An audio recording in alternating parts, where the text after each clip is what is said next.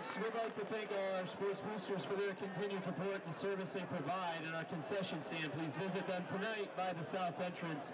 Your purchases directly support our student athletes. Ladies and gentlemen, at this time, we ask that you please rise and remove all hats. We invite veterans in or out of uniform to salute the flag. We now pause to honor America with the playing of our national anthem.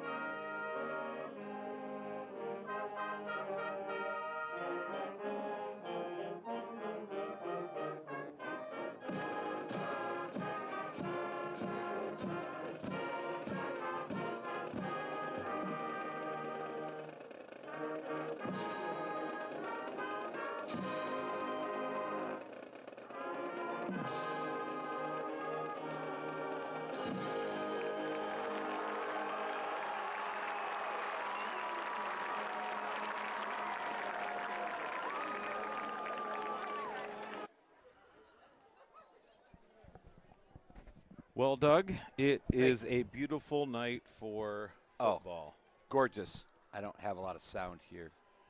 It's working. It's working? All it's right. Working. Beautiful, beautiful night here. You couldn't ask for this to be more scripted out. Here we are towards the end of September, September 29th to be exact. Both these teams sitting here at 3-0 in conference play, both on top in the OK Silver. Overall records, Belding is at 4-1. Your Spartans are at 3-2. So looks like we're going to have a good matchup between two very good football teams tonight. Well, I'm here filling in for Jeff Spanky Amelot. Well, if he's out there someplace, I hope that he knows we miss him. Yeah, and the parking lot is just crazy full tonight. I mean, looking at both. Belding is well traveled tonight. Their side of the stadium is almost full. Spartans fans are still trickling in here, and we're going to have a packed house here tonight. Looks like Sparta, not sure of the coin toss, but Sparta will be kicking off here to start the game.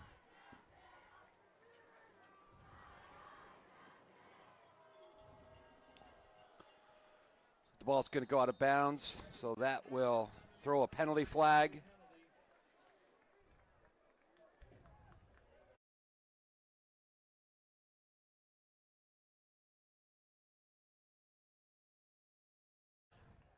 So it looks like the ball will be marked at Sparta's 35. So it'll be 1st and 10 here for, almost called them the Belding Redskins. So that would be trouble. Yeah. Showing my age there a little bit. So I believe it's the Belding Black Knights. Yes, they had a big contest a couple years ago to try to figure out who it is. We got a encroachment here already on Sparta. 2 penalties already. Yeah. That's not exactly the way we wanted to start off tonight. Ball really hasn't been touched by an offensive player yet, and Sparta's already been penalized twice. I do recall last year their quarterback for Belding, that's number 0, Anthony Zubinski. This kid's an athlete. He can throw the ball, he can run with the ball, and he's got long hair too. Looks nice on him. Well, ball handoff inside here. He's going to keep it. And there he goes, right off the bat, trying to get a cutback, but there's a slew of Sparta tacklers there. We've got a Sparta injured here over on our side of the field. Well, I have some good news, though. The Lions won this weekend? That's good, too. But hot in from the packed parking lot is the one and only Jeff Spanky Amelot, and I will be turning it over to him gladly. Here you go, Jeff. Hey, welcome, Jeff. We'll talk about the lines a little later, okay? Sounds good. Hey, thanks, Paul. Thanks, Doug. In true fashion, I'm running like my hair's on fire. Coming from Brick House, It was delicious. I just got caught talking to people, looked at my watch and said, uh-oh. Not you. Very talking professional. To people. Very professional, I understand. So, oh, what a beautiful night here on homecoming, and the crowd is packed. The kids are excited. It's still coming in. Belding, as we just mentioned earlier, has a packed visitor side tonight as well. So we're in for a good showdown here between the leaders in the OK Silver Conference. Well, this game is lining up a lot like last year. Sparta started 0-2 and then ran off, with 3 wins in a row? This is crucial for the division right here. That was Gabe Garrett, not to interrupt you, that was injured on that play. He walked off. After being attended to, he walked off in his own power, so that's a good sign. So Belding will have 1st and 10 at the 45 of Sparta. Little counter play there. Slew of Sparta's tacklers once again. No gain. Be 2nd and 10. So the story last year, Doug, was turnovers and mistakes. Yeah. I think Sparta, I remember that game. I was up in the booth last year for Sparta and the coaching staff and just thinking, man, if we didn't turn the ball over, especially in crucial spots, in the end zone, going for a score, that game really felt like Sparta's to be won. Yeah. So I'm hoping they got revenge on their mind tonight. Yeah, we were talking earlier before you arrived. Their quarterback was their starter last year, Zubinski. Tough kid. Quarterback, can run the ball, can throw there the ball. Is. It's going to get taken down in the backfield. That's going to be about a 5-yard loss, so it's going to be 3rd and 15. Great pursuit there by the Sparta Spartans. We only have this. Okay, that's all right. So I'm very familiar, played in, coached in the T that Belding runs, and they run it very well, and this quarterback puts it on his hip and keeps it very well, but Sparta sniffed that one out. Looks like Belding got a favorable spot on that. Looked like he was back at the 50, but they're going to mark it at the 47. And this is where the T can struggle a little bit in the 3rd and long situations. You look for counters. The passing is not usually the strength. So there's just an outside sweep. Look cut back there. Yep. Back to the original line of scrimmage, so it'll be 4th and down. So here's the tall tale sometimes, too. Once you're inside your opponent's 50, do you punt the ball or do you go for it? And, of course, last week we got tricked a few weeks ago we got tricked a few times. We tried to guess. With those quick kicks. So they're looking to the sideline, and it looks like they might be going for it here. They brought in personnel. No, this is a punting formation. Even though that quarterback is tight, he's going to drop back. Yep. Not very far, though. No trickeration here. The old rugby style, their Australian style. That's a good kick, though. He got him down inside the 10. Or at the 10. Jeff's pretty excited on the sidelines. He's out to the numbers, cheering his guys on. Yeah. So that's good. That's a good defensive start to the game. First play, about 20 yards from the line of scrimmage. After that, Sparta, sometimes that first play, there's some jitters going on. Right. Sparta settled down nicely. And so the T, Doug, is a very disciplined offense. A lot of guard movement, traps, misdirection. It takes a disciplined defense to defend it. You have to stay at home, do your job, your assignments. Sometimes you get sucked in. And that's what it hurts you. That's what the T wants you to do. Ooh, good sweep here to start. Sparta sealed the edge. Close that first down marker. Yep, that's going to be a first down. 10-yard gain. To the right side and pushed out of bounds at the 20. Stop made by number 1, Blake Peasley. But that play good enough for a Spartan first down. Good blocking on the edge. They were able to seal on the outside and create room for that sweep. So Gordon's in the shotgun with Charlie Alt set back to his right. Trips to the left. Dropping back to pass. He's got a man. Looks like Busen.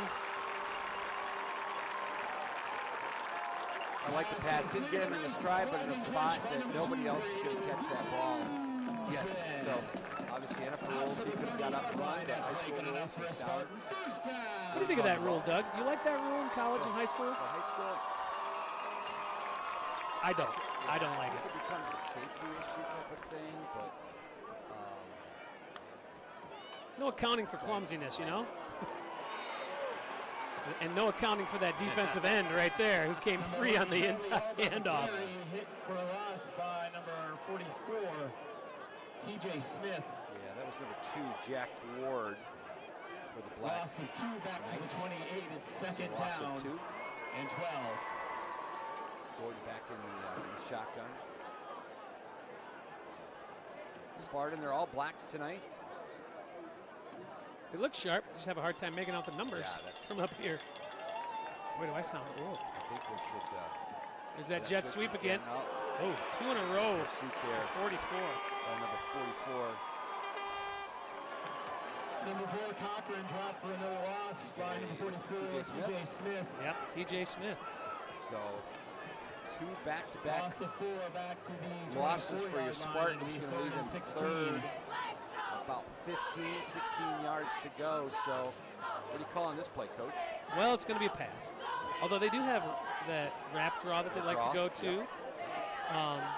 Screen plays are common, but Nick's going empty. So I think we're attacking the seams is what I'm going to guess here. Verticals.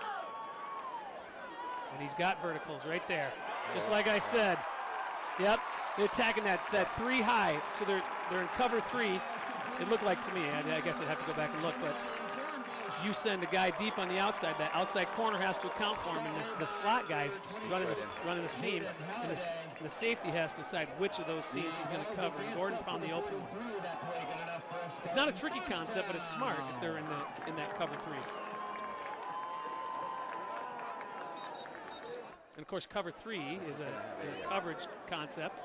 Sparta's going to get a timeout here early in Yep. Timeout Sparta, that is their first charge, timeout.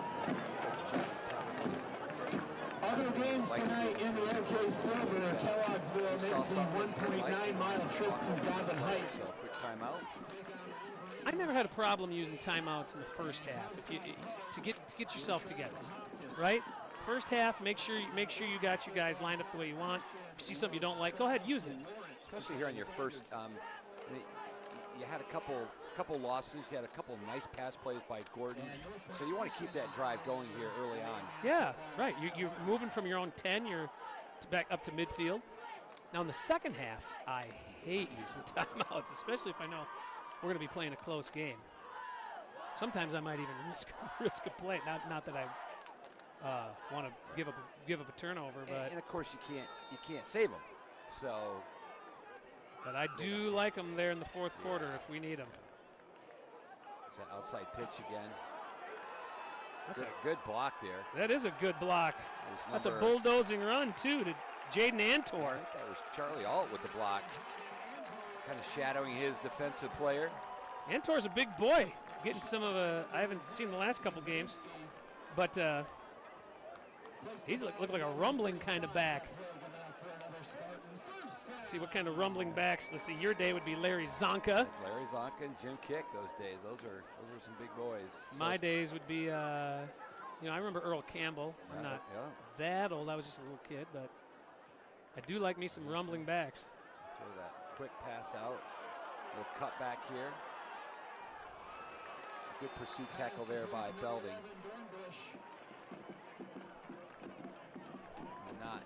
Will be a gain of 0 on that, so it'll be 2nd and 10. But Sparta now in Belding's territory. Tried to catch that cornerback playing a little off coverage, so they threw it underneath. But the corner rallied right up and made a nice open field tackle. Good play on his part. Trips to the right for Sparta. Yep. We got an inside counter to Peterson. That's not bad. You're not playing behind the sticks now. It's 5-yard gain on that counter play. Be 3rd and 5. Sadly, I haven't. Again, I know Sparta is winning, but I haven't seen any stats or watched any film myself on the varsity. Curious what the statistical story has been told the last couple weeks in this winning streak. But putting it on Hopkins last week that had to be a thing of beauty. But if you look at the common opponents, that Belding and Sparta have, it's been pretty mutual. Okay. Who they've beaten. So Sparta scoring just under offensively what Belding is, and defensively just giving up a few more. But Wow. That is a great run. 5-yard run, just a simple lead play. Now they're in shotgun. It looks like it's going to be all spread out, but all that is a lead no play. decoy. Yep. Nope. Antor powering up the middle. And yes, it didn't take me long, but it reminded me of the Lions' goal line offense last night. Doug, you and I together could have walked into the end zone. Not that David Montgomery didn't run hard and have a great game, but a couple of those touchdowns were untouched.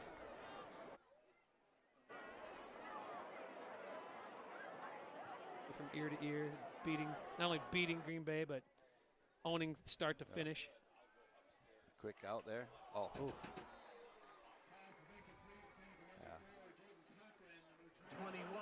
Yeah, Cochran probably says, yeah, Coach, that's on me. I should have caught that ball. He might have been running before he caught the ball and just kind of bobbled it, and then kind of a defensive hit there by Belding creates the drop, so it'll be 2nd and 10. Well, and Jaden's just getting his feet on the ground, right? Because he's been out with injury, and he just got his first carry of the season earlier. Yeah. He's got to shake off that rust a little bit. Yeah. Breathe a little bit, Jaden. Breathe. Yeah, and Hart's probably going a little faster than normal. Trips now over. Yep, it's trips with a tight end. Gonna go outside again here with Uh-oh. Peterson. Oh, we're going to get a hold, I think, over here. No, they didn't call that. It looked like a jersey was grabbed. Peterson got around the corner, but Belding strung that out really well. So here's a fun little factoid about Jaden Cochran. His mom was in my youth group as a teenager. From the Youngquist family, Youngquist Farms on Fruit Ridge.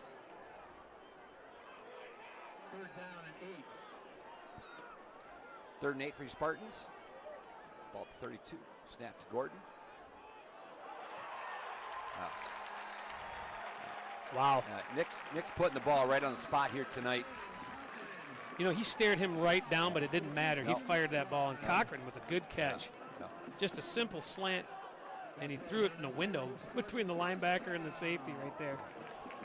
I don't mind that, he's throwing that a spot, that low pass that he has to go to the ground. And, you don't get the yak yards afterwards. But you know what? They're moving the ball. It doesn't really matter. We're going to go outside to the left side this time. Might be a hold there. Nope. Yeah, they got him. They got him. They got Peterson with the hold here this time. It was slow to develop, and Peterson doing what he thought he could maybe get away with, but he was caught. So, and that's what's hard about those stretch plays, those jet sweeps, is the edge. You really want to get those edges turned in so you can run out, and if they're setting the edge on defense really well, getting outside. Right. Those plays seem to take forever they to do. materialize. So. And you got to hold the block, and then sometimes hold. And then, when you don't hold the block, you just hold. Right, exactly. Quarterback shotgun. He's going to roll out right. He's going to look deep here. Oh, he's got a man wide. Oh, he just overthrew him. I can see that coming out of his hand. Yeah. Love the play call. Yep. Nick's probably going back to the whole guys. That's on me, man. I had him wide open. Yep. So they had the outside receiver run off the corner, and they had the trail receiver running a little wheel route underneath, and he was there. Just think Nick would like to have that one back. Not an easy throw to make. Right. As you're rolling right. Yeah, I mean, he is right-handed, so it's easier that way than left-handed. Might have moved too soon over there, but they didn't get called for that. Nick has nowhere to go, but he's going to roll back the other way. He's making something happen, and he's. Thought we might have had another holding call there, but no call. Nick was able to scramble out of that and basically just get rid of the ball. Another wheel route concept here to the short side. They rolled him to the short side, ran it out, and then he tried to go on the up, see if we can get the corner to bite, but he did not. I credit Belding for the way they played that. My guess this is probably 4-down territory, but it could also be a field goal. It always depends on what you do on 3rd down. I like to get at least positive yards. Oh, he's got him. Oh, there it what is. A grab. Wow. What a grab. That is a great grab. That was a great adjustment. Nick just kind of put it out there, and Gunnar Busen. yeah, just kind of got twisted around a little bit, but he was able to extend both his arms. Probably got some nice gloves with a little tackiness back in. Those are just good hands. Yeah, back in the day we had a spray for that. So I don't Stick 'em. Yeah. It was a great catch. Nick put it in a great spot too. I've seen those gloves. Kids bring those gloves to school all the time to play football. So Sparta on the board early here. Homecoming night, Sparta Stadium.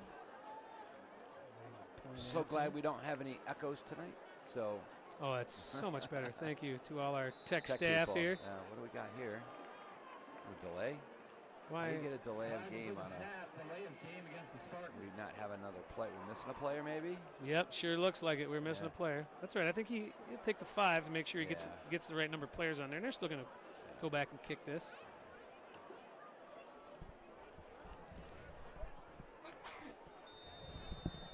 That's maddening, though. I think I told the story a couple weeks ago of being the special teams coach, and the kid didn't go on the field when he was supposed to.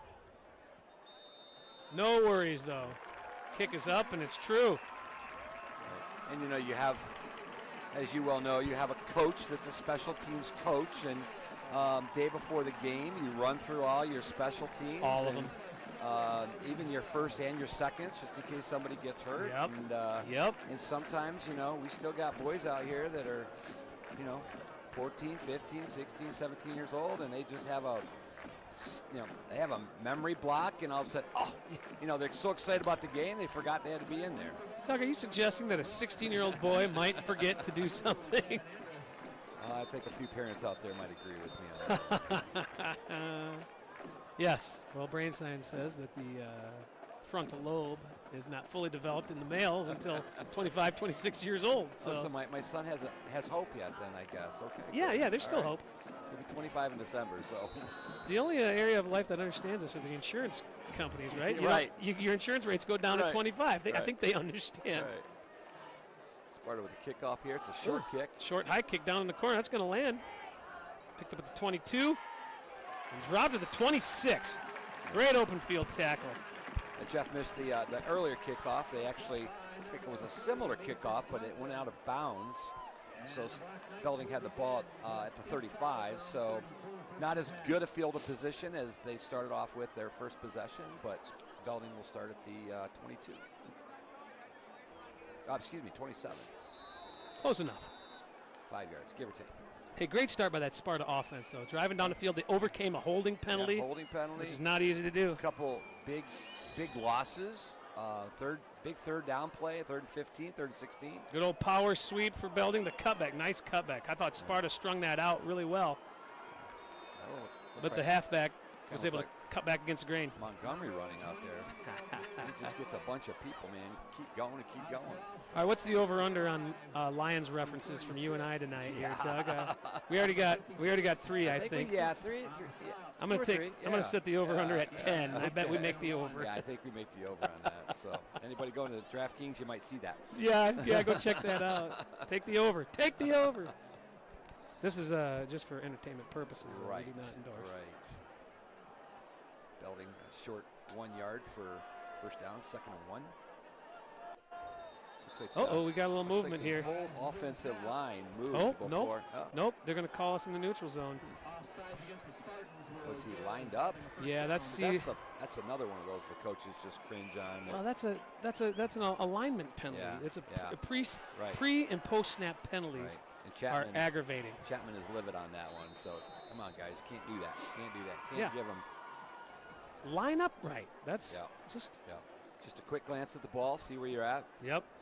I like that they're getting up on the ball. Too many times I see high school players given a yard already, but you gotta watch. You gotta be smart. He's close to being offside again.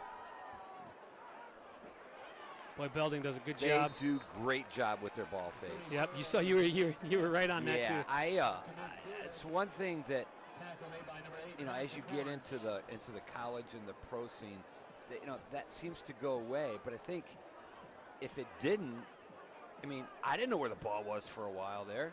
Right. So Right. It really makes you pay attention. And you had 3 guys with their arms tucked. Yep. So see if Sparta can. And that is the MO of the T formation here. Quick handoff inside. Ooh. Again, another power lead. Yeah. So here's a key for you, Doug. You might know this already, but following the ball in the tee, watch the guards. The guards will take you to the ball. Yep. So if you see a guard pull, the ball's going that way. Yep. Now, they can have what's called influence or fake pulls, where a good linebacker reads guards and because they know they take you to the ball. Sometimes you can fake pull to get a linebacker out of there. But most of the time when you see that guard pulling, it's Yep. taking you to the ball. Yep. Follow the guard, most of the time. So you go into the right. See, and that's just old-fashioned. Yeah. They send 2 backs plus a pulling guard up through the hole and say, we're just going to punch you in the mouth. Smash mouth is what they called it, right?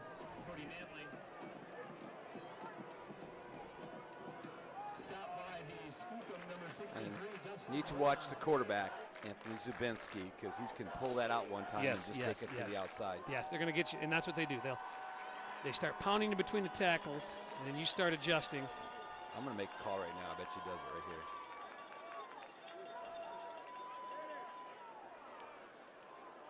They're going to stick with their bread and butter. Well, you're getting Yeah. 4.5 yards a pop. Yep. Sometimes coaches outthink themselves.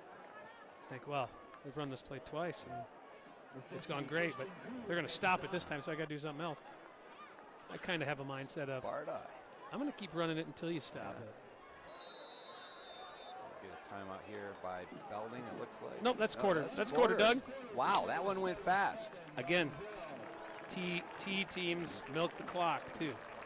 What I like about that offense, it's ball control. It's clock control. And I like that. What I don't like about that offense is if you get behind, or you get behind the sticks, right? You're in a 3rd and long. Then, there isn't a whole lot of big play. Now, T authorities would say every play can be a big play in the T if you fake it right. You've seen lots of traps bust out for 40, 50, 60-yard runs. But generally speaking, the design is 4 yards. I don't think I've seen the ball go in the air for Belding today yet. No, and you probably Sparta's won't yet. Probably been at least 60% has been the throw by Gordon. Yeah, it's a kind of offense that coaches love who have the mentality of, when you pass the ball, 3 things can happen. 2 of them are bad. But they do have potential in the passing game to be explosive, but it's all off of the play action. All the fakes, all the ball fakes. Yeah, all the fakes. They usually sneak that tight end out on a flag route. Now, Belding does do a little wrinkle. They have a split end instead of a tight end, just to kind of loosen that corner up a little bit. But it really, I mean, it's T all the way.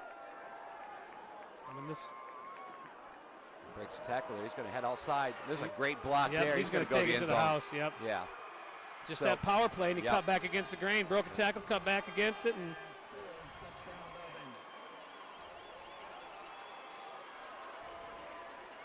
it's just good old-fashioned power.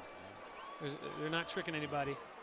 I think the cheerleaders from Belding just taking a page out of PJ Fleck's book of running down the sideline when they scored a touchdown. Is that what PJ does? He goes all the way down? That's what he does. He's an exciting guy to watch coach. And he always has a nice tie. He does dress well. Nice boot there. Yeah, nice but that was almost blocked. It just came right up the middle. Time that up a little better. That kid should get blocked. If he would have jumped up a little bit on that, maybe it would have been a penalty.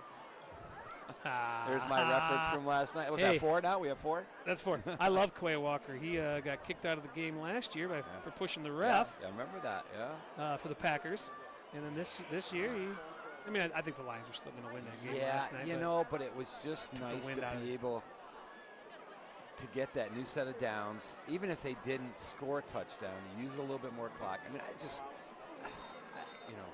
I still get nervous. I mean, the second half of the Lions yesterday were just kind of seemed like, oh yeah, we got this, and we had a couple 3 and outs, and then of course that pass play. They've had 3 third quarters in a row that have been less than stellar. Yeah. The third quarter coming out of the Seattle game, the fumble. Right. Last week was snooze fest. Nobody did anything. And then this week, letting Green Bay back in. But it was just nice to see, Goff throws that interception there early on the first drive.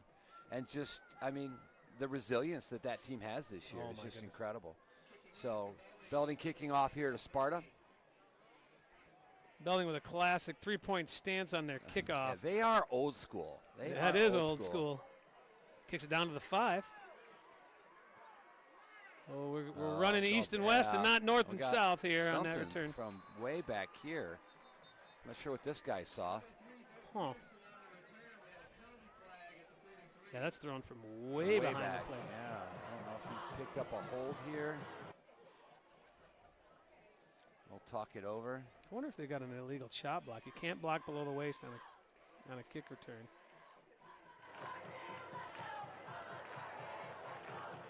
Personal foul. Okay, not sure I don't know what that symbol is. So they said, blindside block. It's crackback block. Okay. Yep. So not good for your Spartans because that's a spot foul. That's going to take them back inside the 10 to about the 7. Hey, we had a 90-yard drive last time. Just add on a few more. No big deal. No. Run this clock down. Yeah, Sparta does what they did that last drive. Belding, we'll see if Belding makes any difference adjustments to what they did. But Sparta looked almost unstoppable that last drive. Yeah, the only thing stopping them was themselves with right. penalties. Although Belding did a nice job setting the edge in a couple plays. Just Sparta was able to. Big pass plays. Yep, in the passing game. Outside. There's that cushion you were referring to earlier. Yep. So that quick and pass. they'll take advantage of that. That's just right. He's about 5 or 6 yards off of him. So, and then it's mano-a-mano in regards to bringing them down. And Gordon gets the ball out quickly. The key to that is coming off the line quickly and getting that cornerback in his backpedaler. Even better, getting him turning his hips. Right. You put the brakes on, and that was 10 easy yards for Cocker. And you like to get that. I mean, now you got out of your uncomfortable zone. You're kind of getting out to the 20 now. Can do a little bit more with the ball. Quick handoff there inside. Oh, Peterson breaking a tackle inside. Hey, that's a good 22, 21, 22-yard run. Just simple give up the middle. Spread them out. When you spread them out like that, and your offensive line can create a seam, and your running back hits it hard like Bo Peterson does, good things happen.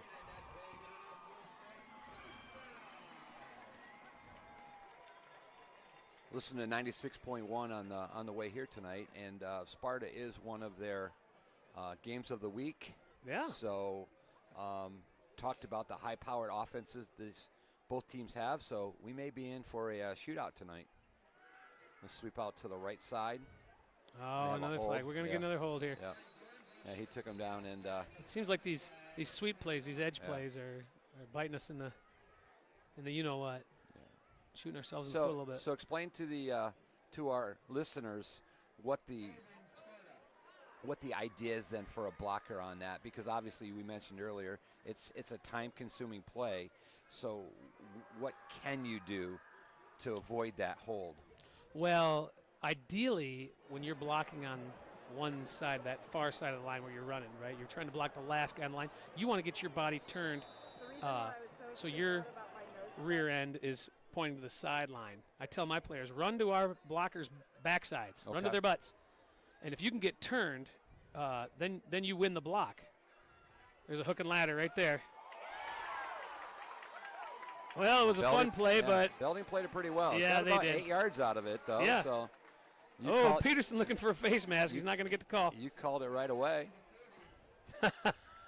Yeah, I could see that. So did Belding. Belding saw that coming too. Must have seen some film on that. Well, they're also playing off quite a bit. So this off-coverage stuff until they get up, I'd Right. say your hitches Yep. are there all day. Looking on the far side, we see the similar thing. Off about 7 yards.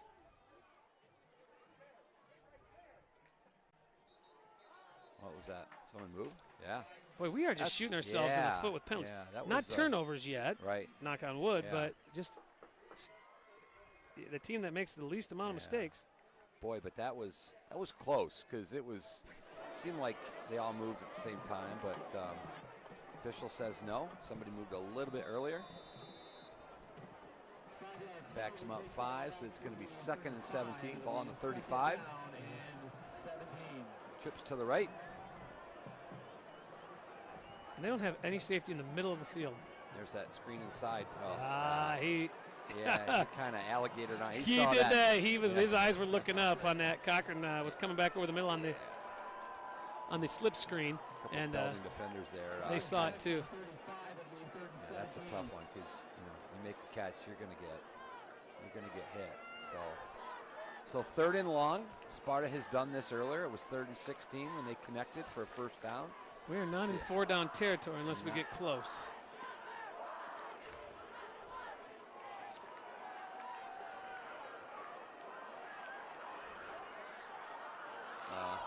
Now we're Well, he dropped the ball, so not sure if that was going to materialize in anything big after that catch. There was a couple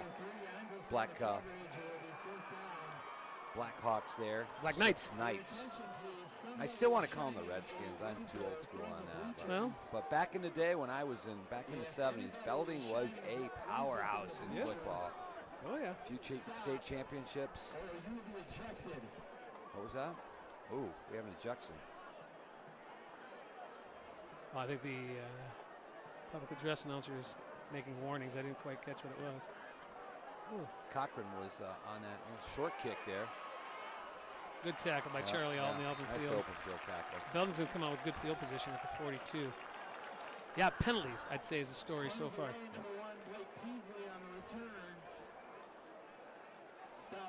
So just to finish the explanation from Boer, to try to run those long plays to the outside. Your outside blocker wants to, I call that a hook block. You want to make sure you turn that last defender on the line in.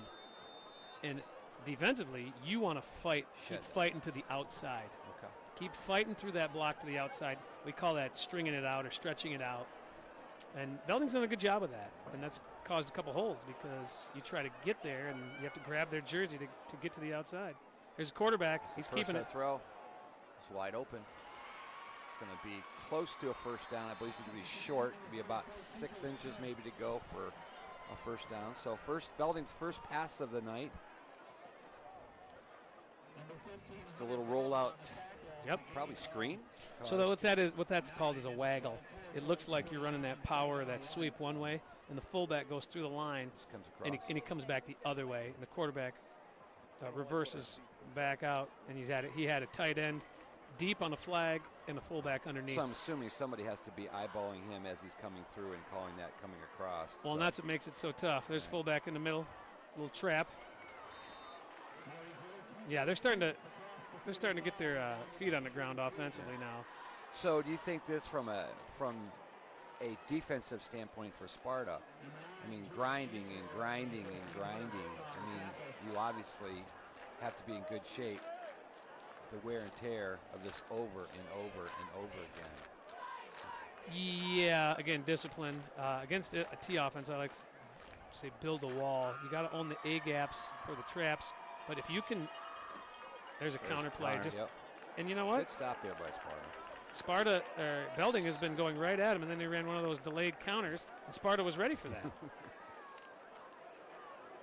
I always think too, if you can control their tight end, because they like to, the tight end's blocked down inside. If you can prevent that tight end from going inside, and somebody else blocking your defensive end, you make a mess. If you can make a mess, meaning no holes, just create bodies. It doesn't have to be your body, but plug the hole with their body. You have a chance against this offense. 2nd and 9. There's just that straight power. There, Sparta is plugging holes now. Who is that? Big Steiny in there? Can't tell. Yeah, that's going to be a personal foul, late hit, or just a continuation after the whistle. Boy, we just can't get out of our own way tonight.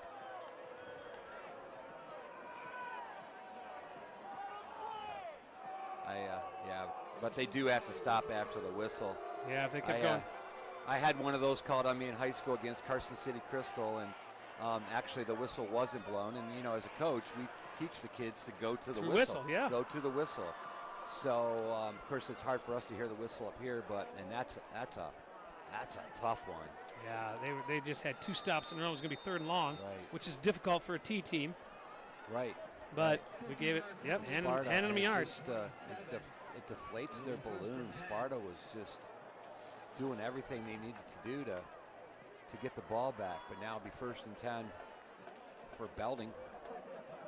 So did you have something out for Carson Crystal then? Yeah, no, just playing hard. Just playing hard, and I got that call. Nice tackle. See, the linebacker shot the gap there. He got there before the pulling guard, and that was key. The guard took him to the play. You cannot hesitate. As a middle linebacker, you see it. And when you see the opening, you shoot the gap. Yeah, Chris Spielman would say go from cloudy to clear, meaning you see the massive bodies in front of you, keep shuffling down the line until you see a hole open up. And if you see the hole, the back's probably going to see the hole, so you make sure you fill it before the back does. You're speaking of one of my favorites of all time now. Oh, I think we got to throw that in as a Lions reference, even though it's not about the game. It was a Lions reference. I think we're at 5 or 6. 5. Okay, 5. So we're halfway to that. Yeah, take over. the over, people. There's a good. quarterback boot. Oh, nice defensive play. Oh, we're gonna have another late hit right here on the quarterback. Yep.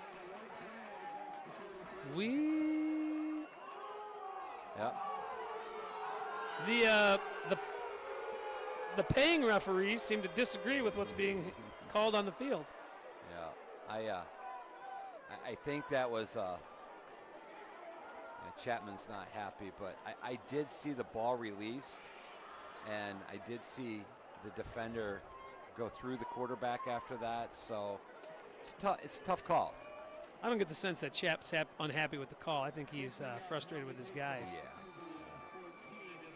So.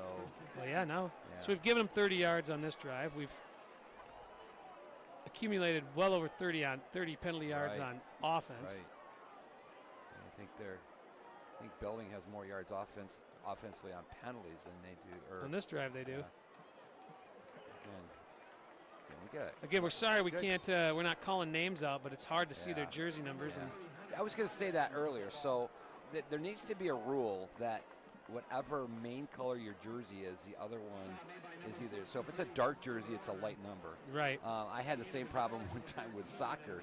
They had white jerseys, they had white numbers with blue outlines, and it was just hard for us, these old eyes to see that. So I mean, they do have the blue on the black, but a white out, but it's still tough to see. So that was Dustin Warner though on the tackle. Dustin Warner, we talked about him quite a few times the other night. Yeah. Let's see if Sparta can get a stop here. Wow. Man. That was fullback, and man, I tell you, we tackled the power back, we tackled the quarterback, but we did not tackle the fullback who had the ball. Nope. Well executed play. And I'm going to say again, I did not know who had the ball. I didn't that time either. They ran it quick, and I didn't see the guard. So. Well. How the turntables have turned, or as Michael Scott from The Office would say, how the turntables. Belding for the PAT. Oh, wow, bad snap, but good hold. Yeah. They're able to get it down and up. So 5:05 to go here in quarter number 2. Sparta going to look to try to not shoot themselves in the foot. How about that, Doug? How about I mean, I don't play clean football. Right. So my guess would be nice if we had a statistician up here kind of giving us some information, but my guess maybe 10 penalties already for the night Boy, for the Spartans. it sounds high, but it sure feels close. I mean, they had their first 2 plays before you were here. Before anybody touched the ball, they had 2 penalties. The one that went out of bounds on the kickoff, and then the offside, and then the offside one. So you might be right, Doug. 10. You just can't win like that. No. So if I'm Coach Busen, offensively, I'm thinking, we ran hitches successfully, and we also ran right at the teeth of the defense. When we spread them out, Belding's only got 3 down linemen, and the strength, right, is offensive line, power football. So I might be thinking, let's go right at them.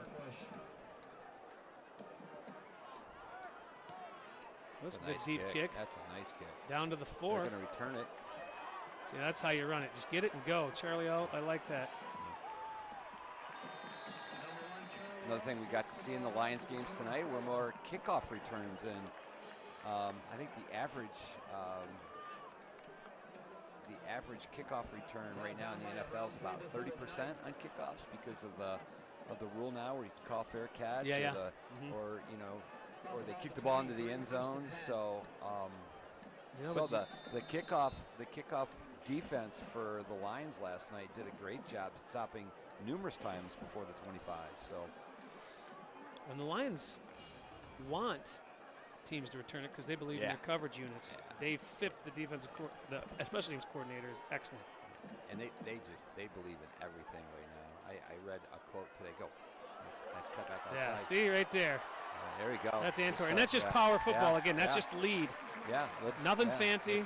Let's keep doing that. We got a little bit of people talking about each other's moms, maybe. I'm not sure what they're talking about, but a little bit of maybe not.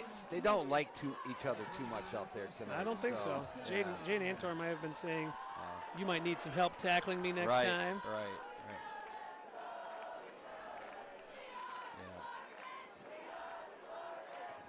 Belding looking for a flag, a taunting flag, but Sparta's got to be smarter though, man. Yep.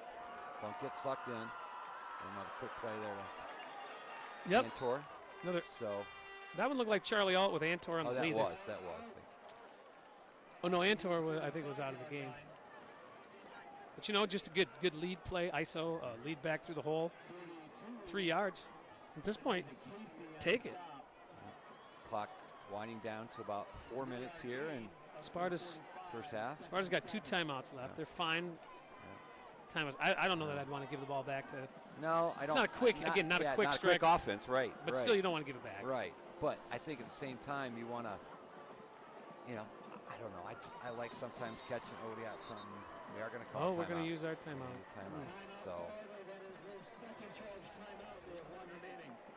So after all that time, they ticked off the clock. Coach Chapman says, "Hey, let's talk about it, guys." Yeah. So. Again, using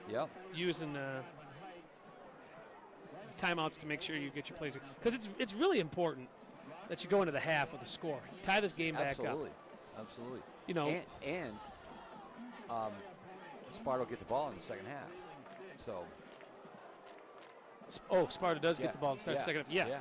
Yeah. You're really thinking score and then take control of the game. Because they held serve on their first defensive possession, right? Belding had to punt.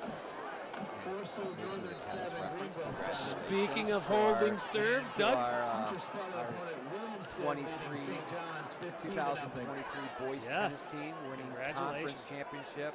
First time since the 80s, right? I think I saw Tim Driscoll had said something. I think he said the 80s. I think he said a certain number of years. Can't recall that, but was Tim on that tennis team? We're running a reverse. We have dropped the ball, and Belding's going to recover the ball. And there's Sparta. Wow. Shooting themselves in the foot again. Yeah, but this time with a turnover. You said up to that point it's been penalty, and the turnovers were non-existent. Now on that double reverse, we turned the ball over. Well, Belding having an opportunity here to punch the ball in with 3:41 to go. And now you just put your defense back on the... and in a tough spot. Right. Not only putting them back in the field, but putting them in a tough spot on the wrong side of the 50. And I wish I had an opportunity to maybe again, see their numbers. I'd like to see how many guys they have out there that go both ways. I mean, when I played in school, that was a, Iron Man. Oh, wow. A good old-fashioned straight drop-back pass. You do not see that in T-football often, but they do have their one split end out there. He just ran a quick slant. Right. And I was wondering at some point if they were going to utilize him, because he seemed almost of a decoy out there, just running downfield. So an opportunity there, but they don't connect, so good for Sparta. 2nd and 10. Stops the clock. It does stop the clock, yeah, but Sparta only has one timeout left. I don't know. You get a quick stop here, maybe save some clock, but you're just thinking, let's just keep him out of the end zone. Good old power. Yeah, I'd like to see, tonight on those tackles, we're seeing 3-4 Spartans on the tackle. So gang tackling is, my coach used to call it. So you like to see everybody flying to the ball. Yeah. Well, and they have hard, tough runners too. That fullback is a bruiser. And they run what they call downhill. Downhill. And we're not talking about Sparta Stadium having a slope to it. Though they do off to the sides to drain the water, but. Inside. Oh, that quarterback's keeping that. And they got it strung out pretty well. Oh, he gets a block. Yeah. I think Chapman's calling for it. It looked like there might have been a hold. Chapman was trying to get to plead his case as well, but to no avail. So it'll be a first down here for Belding. The mistake made by our defender, they had it strung out well. Again, what I was talking about, running down the line, trying not to get hooked inside. The second he stuck his nose inside when he thought the quarterback was going to cut is when he got in trouble. He's got to trust the rest of those 9 other inside defenders to come at flow and make a play. 2:50 to go. The clock's not running. I'm not sure why not. Oh, stuck there. Slew of Spartan tacklers. So they got out of their base formation. They ran 2 H-backs to the right and the quarterback in shotgun, and just running a shotgun lead right to where the 2 H-backs were. Nothing fancy, just, again, power football, but they're running at Dustin Werner. It's not usually a good proposition to gain yards. Here they come again in that shotgun. 2 H-backs. Tight end to the left. Back in motion. Quick handoff outside. Yep, give it to him outside. Oh, boy, and they got the edge. But he cuts it up. I'm not sure about that. I might have taken that a little further outside. Yeah, you're right, Doug. I think I would have too. He cut it up to the trouble. Number 28, Halliday. This is definitely. I mean, they're not in any kind of hurry here. Plenty of time. 1:42 to go. My guess is, I mean, they've probably seen the leg of the PAT person. They're definitely in field goal range. Well, let's see if they go for it here on 4th down. If Sparta can stop them. Back outside again. The cut up. Oh, that's going to be a first down. Yep.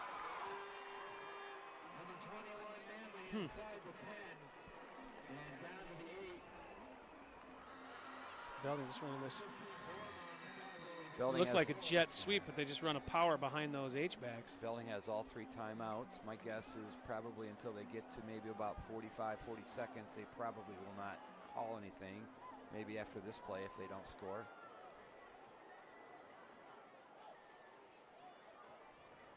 Power. He just dives in there, down maybe to the 2, 3. Depends on where they mark it. Yeah, and they bring them out a little bit. Belding does call that timeout as I had expected. So 57 seconds to go in the half. That seems a little premature to me. I think you can salt away a little more clock. Sparta's not going to call timeout right there. My guess might be is, hey, let's talk about it. Let's get a breather. Let's get some fresh legs. We'll come out and.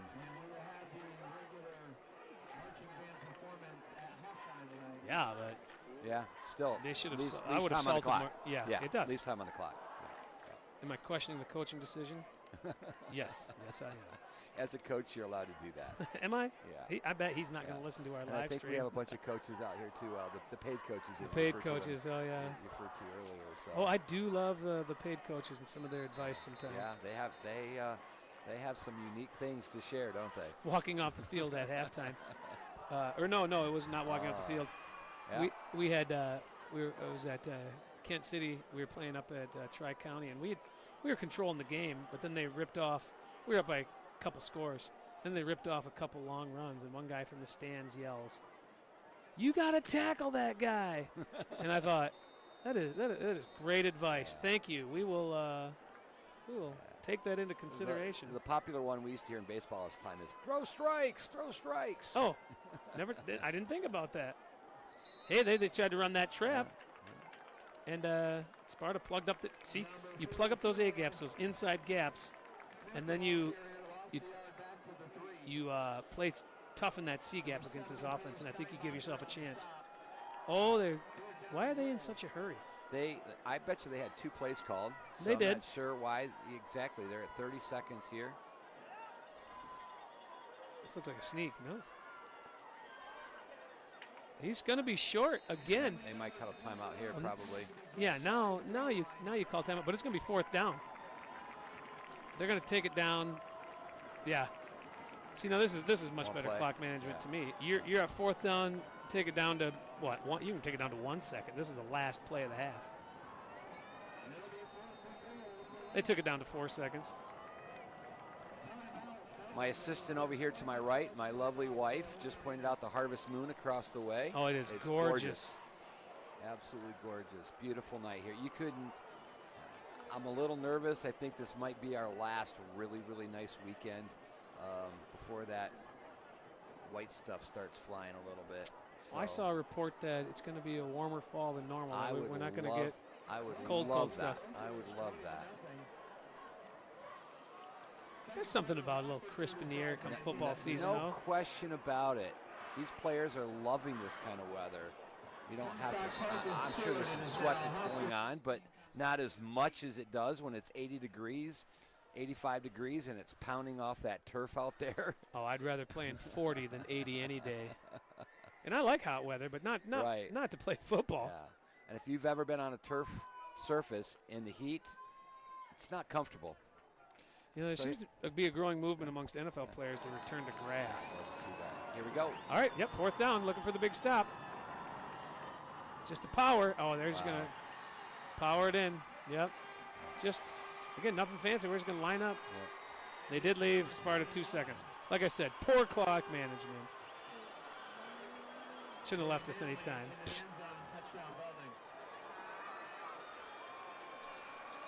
So, Belding scoring 6 on a turnover.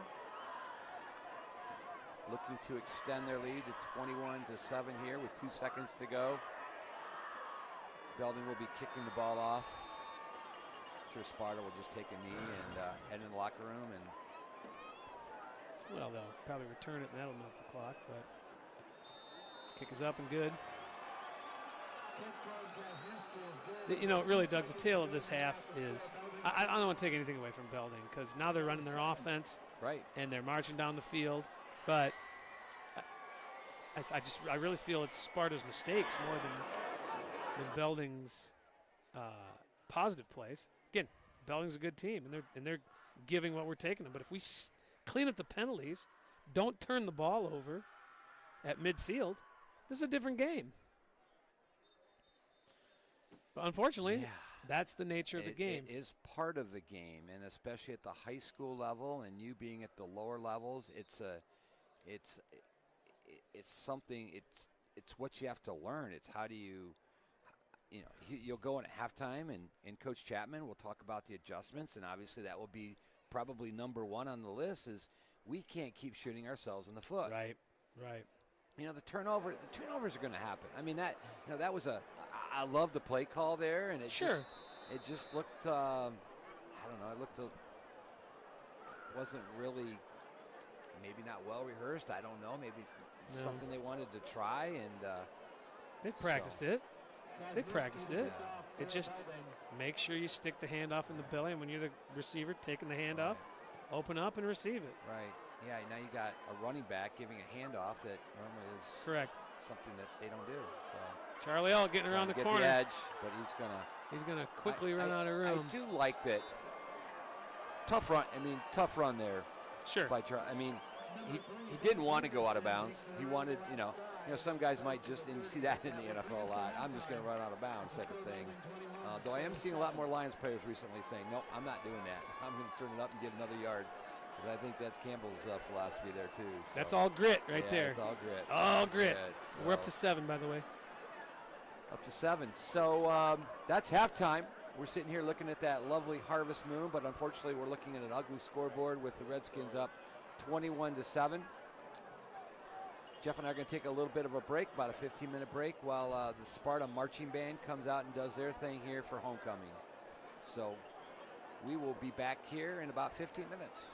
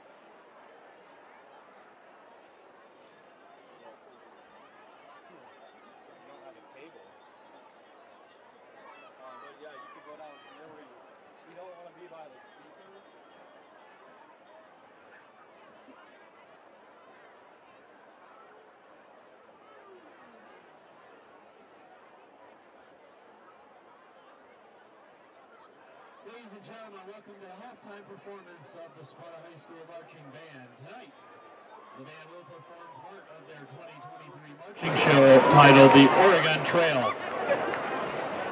At this time, we ask those in the audience to respectfully enjoy the halftime performance of your Sparta High School Marching Band.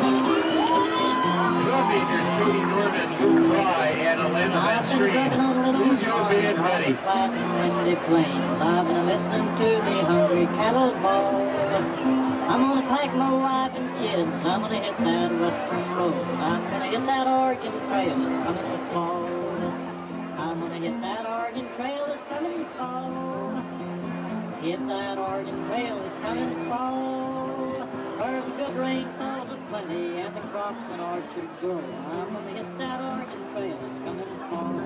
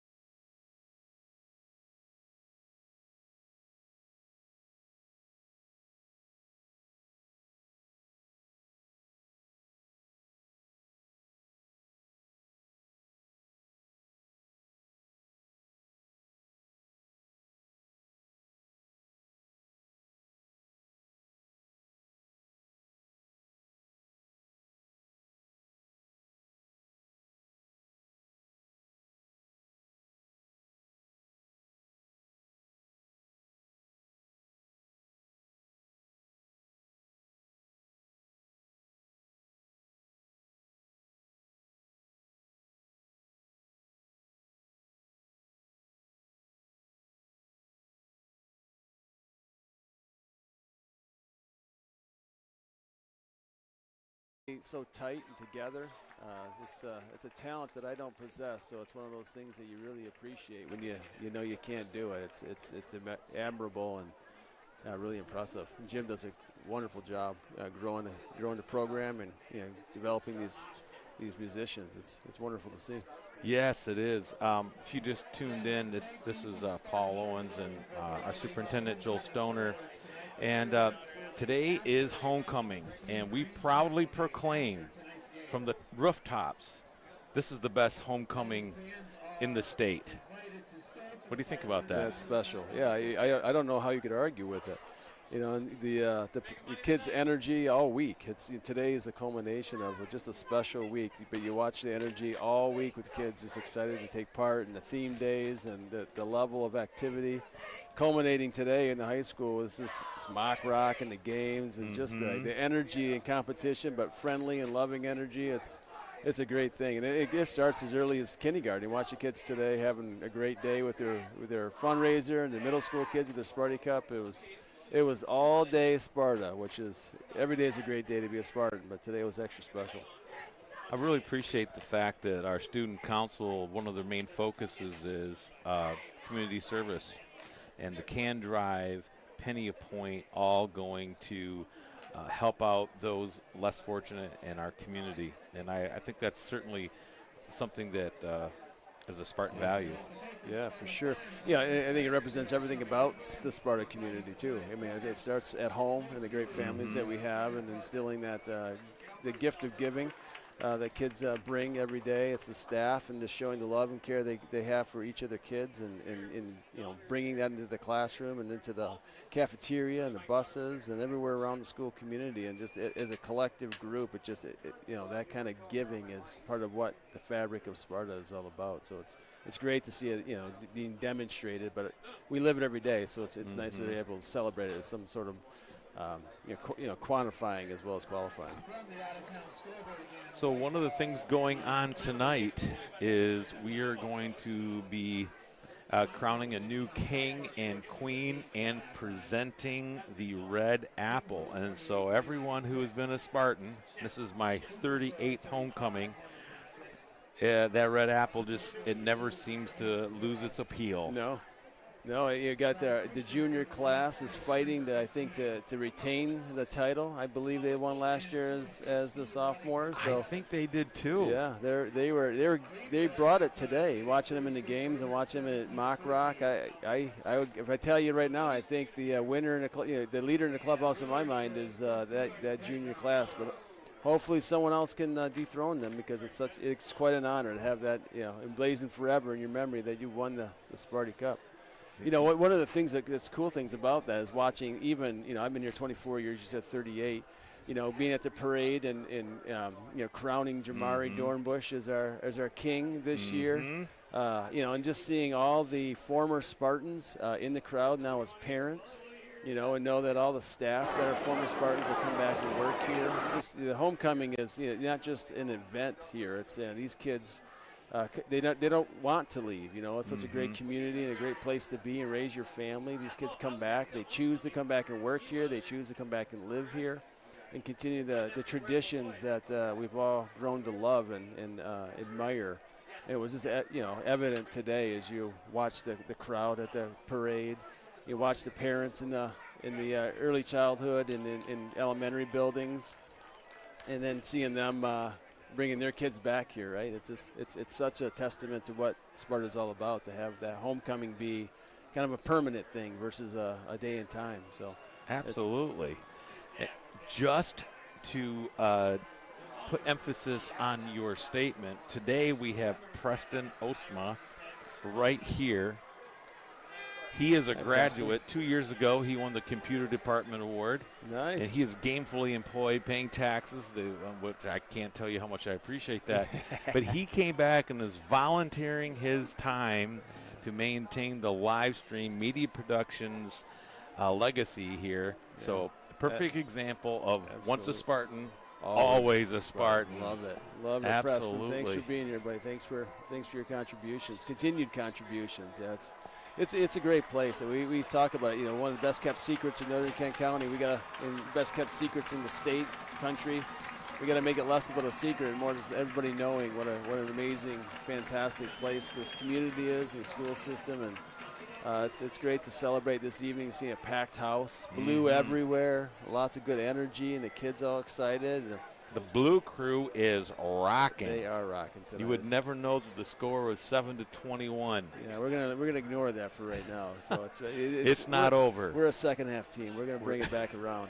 This is our opportunity to show the Black Knights what a Spartan's really all about. Looking forward to that. Yeah, we had a few things that didn't go our way, but hopefully we'll just persevere. Yeah. And you never know. You know, kids are kids, and kids are taught resiliency in Sparta area schools. That's so I expect these boys to demonstrate that tonight. I don't think they'll give up. I don't think Coach Chapman will let that happen. No.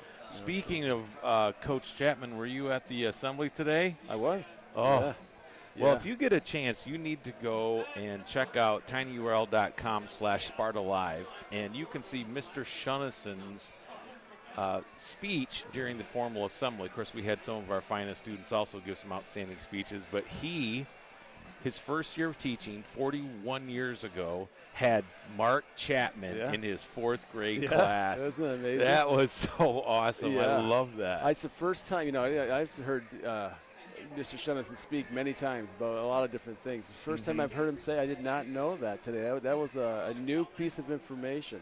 And Mr. Shunnison does such an amazing job of really bringing, the clarity around what good humans are and behave like. And his wisdom is just, infinite. And last year, I remember with 8th grade recognition, he gave some amazing, advice to future freshmen. And it's always about positivity, always about finding the good in you and the good in others and celebrating all of that. And it's such a powerful message that can never be said too many times. Kids should hear it over and over again. And he's the right guy to deliver it because he lives it. He just doesn't say it. He is a living, breathing example of all the great things he lives for and expects us to strive for, as well as a good man of the Word and good man of Christ. So so glad to have him in our system. Yes, I've known him since I was a freshman in college, and so spent a lot of time with him. So yes, he's consistent. And hey, if you are a student at Ridgeview, he sees every student at Ridgeview. So if you're thinking, I wonder if I want to send my student to Ridgeview, you get Mr. Shunnison. If you know Mr. Shunnison, you know you're in for a treat. Yeah, absolutely. Well, it looks like they're about ready to get going. Yeah. Well, let's have a 21-0 half for the Spartans so that we can walk out of here with that apple. There's a basket full of apples over there from Belding that I want to enjoy one of those sweet, delicious fruits, so that next time we can fill it with some legitimate Sparta apples, so they can really enjoy some good fruit next year once we take back that basket for giving back to them next year. So I appreciate the time for you give to all of us and the commitment you provide to Sparta area schools, Paul. So thank you very much. We appreciate you immensely. Well, the same to you. Appreciate your leadership, for the way that you keep our focus on what's most important, and continue to encourage staff, faculty, students, community. Thanks for being our fearless leader. Yes, sir. Thank you. I appreciate it. All right. Thank you, Paul. We're going to be off for just a minute, and then we're going to turn it back over to Jeff Spanky Amelot and Mr. Doug Davis.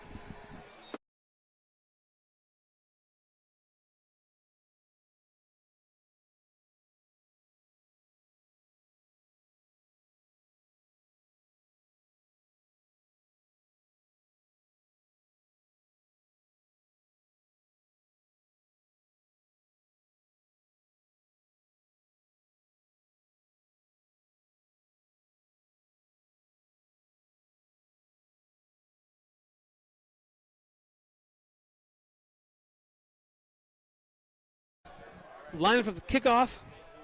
So what did Coach Chapman say to the boys at halftime, Doug? Probably the things that we just mentioned was we just got to do a better job playing smart football. Ball's on the ground a little bit through the hands of a Spartan player. Ball's going to be down. I'm not sure. Why could have picked that up, right? No, well, he could have picked it up, but he chose to fall on it. Yeah.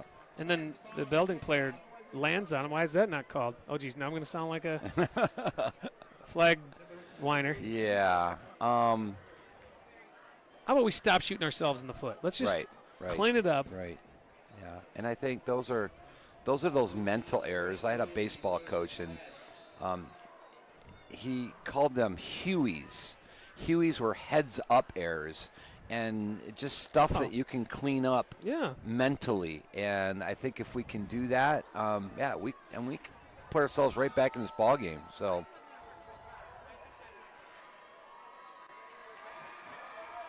Oh, nice move to the outside. Nice cut.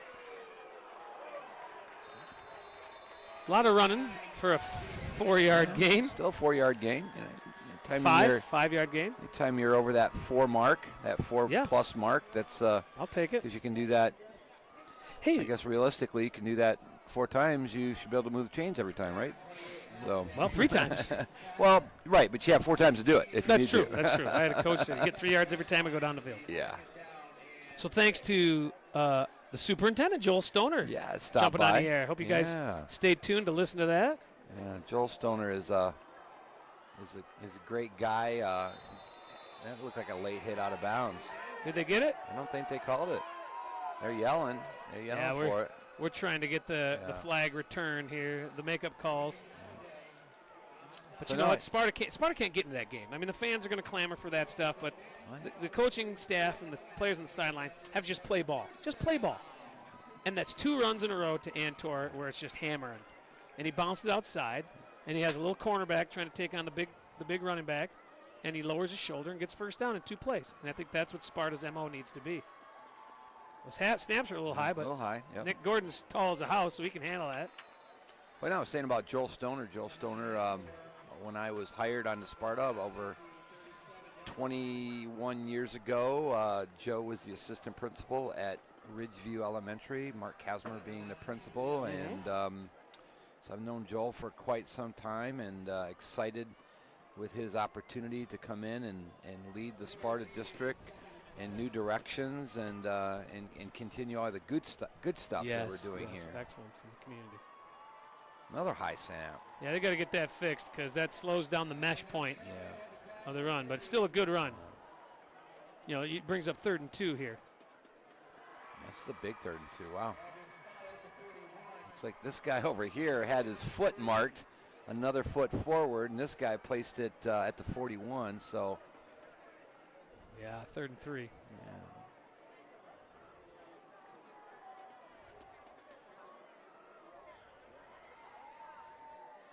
So it's just a pro formation. It's just shotgun. But, yep, here we go. We're gonna. Oh, don't bounce that outside. No. Why we want to keep running outside? Yeah, that's got to be beyond me. Yeah, this has got to be an area that you have to play the field position game, and you can't risk to turn the ball over here to Belding with that type of offense that they run. So, it's maddening to me when you play design calls for you to go in between the tackles, and you could get a couple yards. It looks a little muddled, but stick your head down and get a couple yards. Oh, Sparta's going to punt on 3rd and 5. They don't want to give him field position there. I think it's 4th and 5. Or excuse me, 4th and 5. Yeah, duh. Go outside. We're missing tackles here. Yep. Oh, we got a flag here. This one's going to come back. Yep. Nice return, but it's coming back.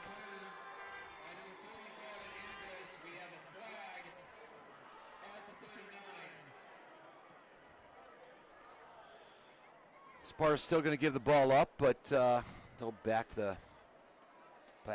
up Belding here.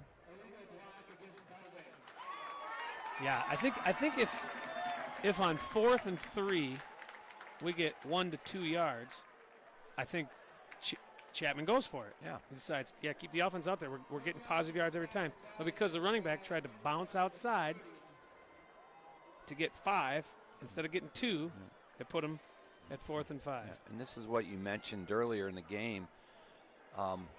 With Belding's type of offense, that power T, that they're just going to grind and use clock up. So Sparta's going to hopefully maybe create a turnover or 2 here and get the ball back. Otherwise, Belding will just kind of walk it down the field and take 4, 5, 6, 7 minutes off the clock. Some discussion about where the spot is.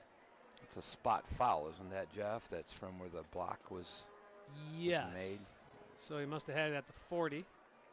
and then they put it on the far hash because that's where the player went out of bounds, is all I can Okay, yeah. surmise. Makes here. sense. First and 10 with the goes of the football touching the 30-yard line. I know we're not on radio, we're live stream, but I always wanted to say Belding going left That's to right, on your radio dial. Yes. I think I've made a few comments.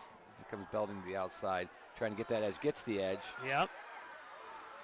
And the fullback was able to see how he was able to turn the shoulders of our edge defender. They're going to move the chains there but no, right? I mean, we're old school on that. I don't know how many games I've listened to as a kid, baseball, and maybe not so much football, but trying to paint the picture. Oh my goodness! For your fan base.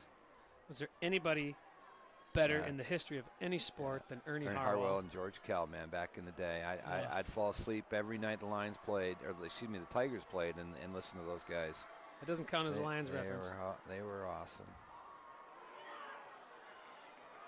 Yeah, they've done a good job on the quarterback here tonight. Yeah, right. They tried that quarterback lead. They jet motioned that running back through to kind of get the eyes. You know, they call that little eye candy. See if you can get your eyes looking wide and then run it back up the middle. I do know that he is one of the Belding players that go both ways. Yeah, he plays safety. Yeah. Yeah. That was kind of my stint back in high school. I was the middle safety and the quarterback, and I also kicked and punt, so hardly ever came off the field. That's right. I think we discussed that. Yeah, You we also got the water and washed all the bottles too, didn't you? There's that outside run again, trying to get the edge, turns it up. That's a healthy gain. It's They gonna just be a third outflank short. us. And they sprint into it, and they catch you flat-footed. You really got to come up hard.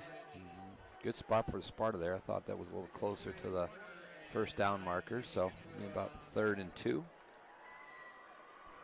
My guess, the way Belding is running the ball, they might be in 4-down territory here. Yeah. Yeah, why not, right? Right. Getting I mean, 6-8 yards a pop here. They were impressed on that touchdown run they had here just before halftime. Well, here comes that jet motion again. Yep, here it comes left to right. That's a drop back pass. Throw long. Throw We got him open. It's going to be a flag. Yeah. He's got him all over, pulling him down. I would got to be careful about that taunt there.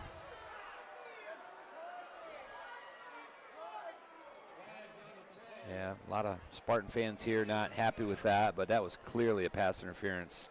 Yeah, I think Charlie had a little too much jersey and body there. I think that was a play Belding has been waiting to run here tonight. They've not really gone deep with anything, but they. Well, that just told me they knew it was 4-down territory. Just throw it deep on 3rd down and come back on 4th down.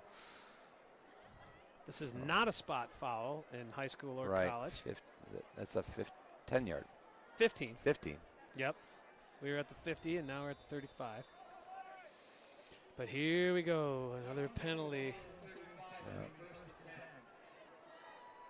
Yeah, I wish we had the stats on that, but Coach Chapman probably doesn't want to look at those stats.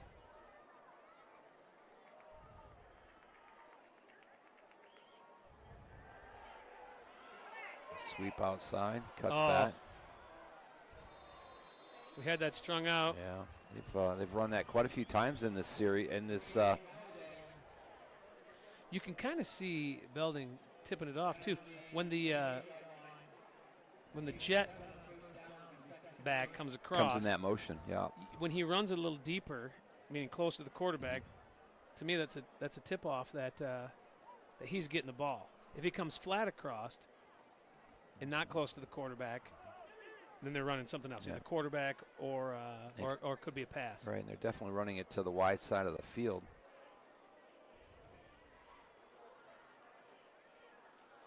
Yeah, they're going again. Oh no, they kept it. Kept it this time. Actually, so I stand a little corrected right there. That looked like a good mesh point fake. So Belding is very disciplined in their play execution. Yeah. Notice Belding's been, and something we did back in the day too. As I said, Belding kind of an old-fashioned team where they kind of hit their legs, or they kind of come set, then they go down to their three-point stance. Yep. We did that. I mean, It's kind of fun. It was kind of fun, pass, and I think, and I think a lot of it was just kind of a timing thing. Right. Trying to get everybody on the same page.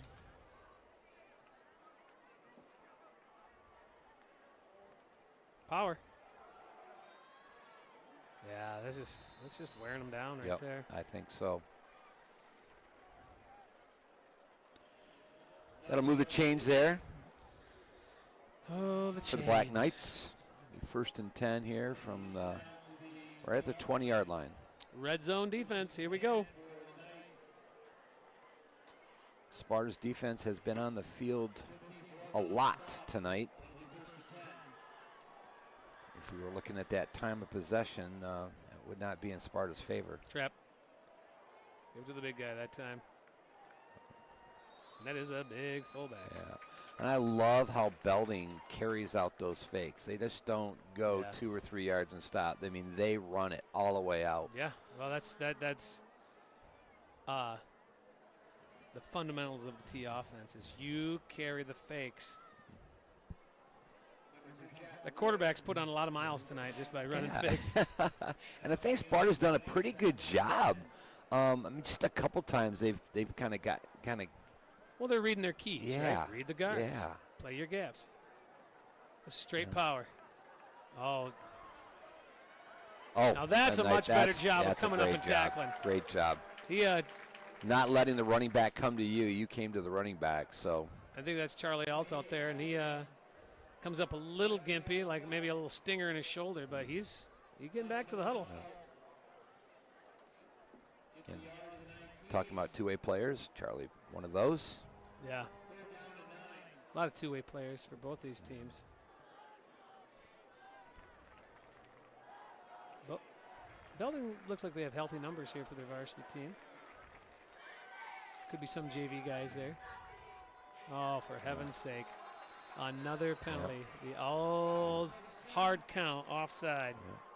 Very similar to what Belding did for that first play of the game, that hard count. Watch the ball, boys. Watch the ball.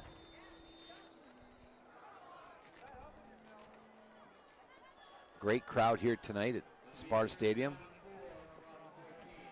Looking over at the Belding crowd. You wouldn't think they would have a 21-7 lead. They're kind of quiet over there. Oh, they won't be here if they punch this one in. They want to be humble guests, you know. Oh, a little motion. Tight end going from... Delay. Illegal. Yep, they got him for delay. Yeah. Your official here, then the back here, that's his job. Yeah, he's watching. The timekeeper. Yep. Nobody really did anything, so that was I induced that, so. Hey, Doug, when is 0 not 0? I wonder if that was going to come up tonight. Wow. Number 8 reference to the game last night. You know, it just. 40 free, it wasn't free yards. You know, and I started looking at some of the Lions Facebook groups that I'm involved with, and they all started to come out, the ref, Lions against the refs, Lions against the refs. Well, you know, we overcame that one last night, but that was just, I mean, I was sitting there telling my wife, I mean, they're not going to get a playoff. I mean, it's. No, I said the same thing. And all of a sudden, I mean, they're up at the line and snapping, and I going, it's zeros. And I just don't know how, and then my daughter, who's, trying to learn the game a little bit, which I appreciate, she's like, well, why is that not reviewable, Dad? And I go, good question, because it's just one of those things that's not reviewable. But and how about another rule change that'll probably come about next year because of something that happened in a Lions game? It's just, you have this many officials on the, how could nobody see that there were zeros on the board? Absurd. So, but meanwhile, Belding, they're going to go for that field goal. They're going to try to hit this. This guy he's got the leg. He's got the leg. He got it too. Wow, that's a big 3 points. That is a big 3 points, because now it's a 3-score game. Appreciate the stop. Although they ran At least 5 minutes of clock. And came away with 3. And that's, if you're Belding, you take that at this point. So where we're at now with 2:18 to go in quarter 3, Coach, obviously time is not on your side. Nope. So you need to, is this where you might hurry up a little bit more, or throw the ball a little bit more, or just stay in your game plan still? Well, I'd have some urgency. I think some of the game plan went out the window, and Right. I liked the way they came out, trying to establish the run, because you still had time and you could make it a one-possession game. But now I'm thinking some urgency on this drive. Right. Because hammering the ball down the field is just going to take up clock. And you're exactly right. Time is not on their side. 3 return men back at the goal line. He's just going to pooch kick this here. So that's don't understand that. To kick it down to the 4-yard line. Kicking it.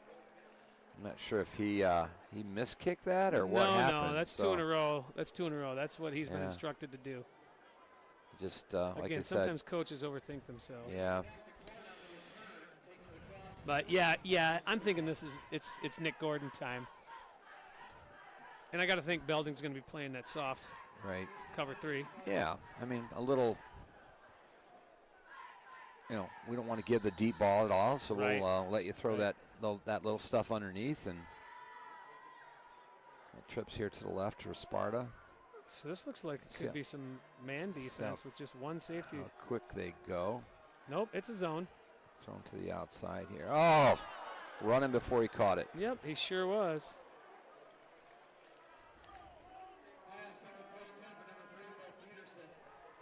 That's the freshman. Yeah. Bo. Yeah. Been very impressive this year with Bo. He's gonna have a great career here at Sparta for the next 3 years after this year. So he sure has impressed me. Yeah, and that's just a young mistake. The classic running before you catch it.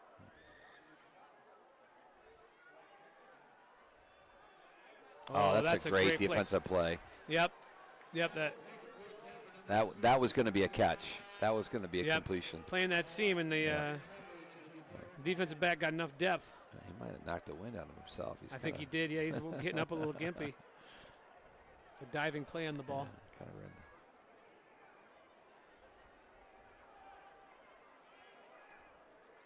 Looks to be okay. So 3rd and long here for Sparta. At their own 40. Looks like they're just going to rush 4. Yep, no blitz. He's got a man down the seam. Wide open. Busen. Right at the 30. Yep, down the sideline. Yep. Great move to get open. And if I'm Belding, I'm thinking, hey, listen, cornerback, you can't let anybody behind you. Right, especially with no rush. Yeah. Gordon had plenty of time to throw. Yeah, Busen made a great move, but that corner, I'm telling my corners, stay over the top. When you have a 24-7 lead, yeah, keep everything in front of you. You don't want to give that big play up.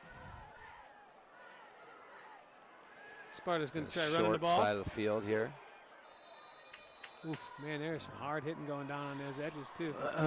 That was one thing that always seemed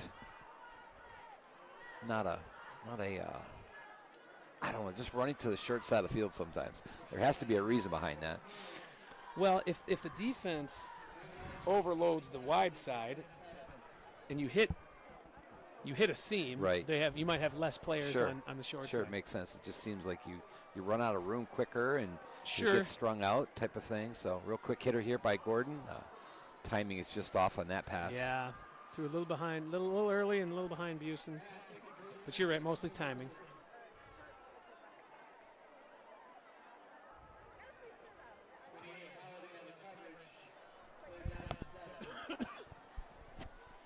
Now brings up a 3rd and 7 for Sparta after their incomplete pass there. I haven't really brought this up. I think we did at the beginning of the game, but both of these teams 3-0 on top of the OK Silver Conference. Yeah. So big game for both teams. Got time to room. Now he's going to go deep. He's wide open, but he geez. hits the goalpost. Off the upright. Wow, that was an arm, Nick Gordon. Which would have been a great throw if you were on his own 40. Yikes. I like Nick. Nick had some poise there. He didn't. He was a little bit rushed. He got out of the pocket a little bit. Yeah, he navigated the pocket. Was able to step up. He stepped up and then kind of came back a little bit and saw his man. But I thought he was going to take off. Yeah, I did too at first. So this brings up a crucial fourth and seven. So big play here in the game. Let's see what defense. Still kind of giving up the middle of the field here. Yeah, he's going to be down. Sacked right there. It's a lot easier. So Sparta's going to turn the ball over on downs to Belding with 1:15 to go here in quarter number 3.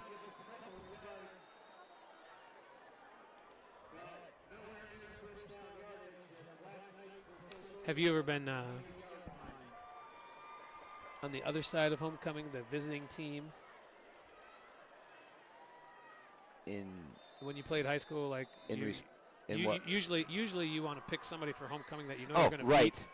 Right. Gosh, that's a good question. I'm not sure if I look back to all the games that we played, if I even really knew it was homecoming for the other team. So I'm sure there were some, but. Well, that's always a fun point to make when you're a coach. I was more about this quarterback sweep over to the left side. They got that strung out pretty good, but he just finds a seam and hits it. Yeah. And eventually you get a 5-yard gain. Quarterback's a tough runner. But yeah, I don't recall anything specifically. Like I said, I would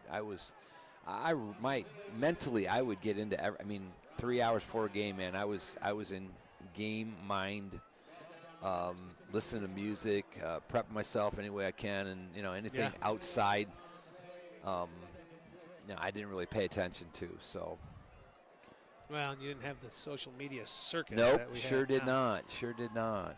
I was just telling my daughter the other day about having one time I was at football practice and we were doing the grass touches. Where you run 5 yards, touch grass, run 5 yards, touch grass. Whoa! That's a good play. That's a good nice fill by Sparta's defense right there.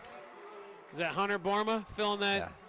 That's going to bring the quarter to an end here. That's a good way. It is Hunter Borma. Nice play, man. That's a stick. Yeah. That's something. That's something hopefully might spark something with your defense saying, all right, boys, come on. We're not out of this yet.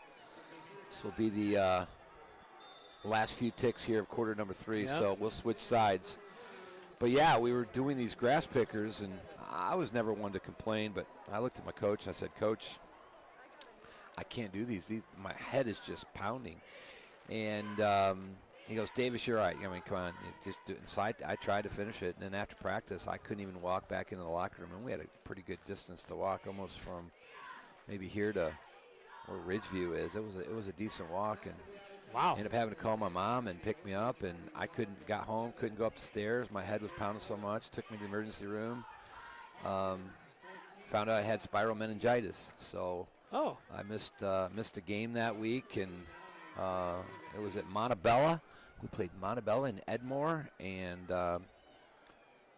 kind of not funny, but our visitors' bleachers collapsed when that game was going on. So, and we ended up winning the game. And I didn't play that game, but my stats were still good enough that I was all conference as a that was the all conference defensive back that year. Nice. And kicker. So, but and was that their homecoming? It was that could have been. So.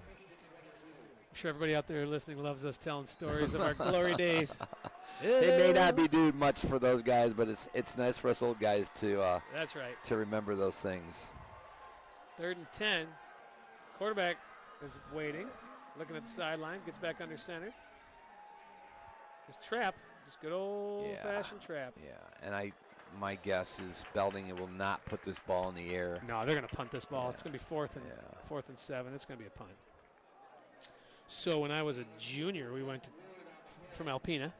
We went across state to play Traverse City for their homecoming, and they were ranked 1st in the state in Class A. And USA Today even had them ranked in the nation. That's how good Traverse City's program was. And we were always the, the poor stepchild,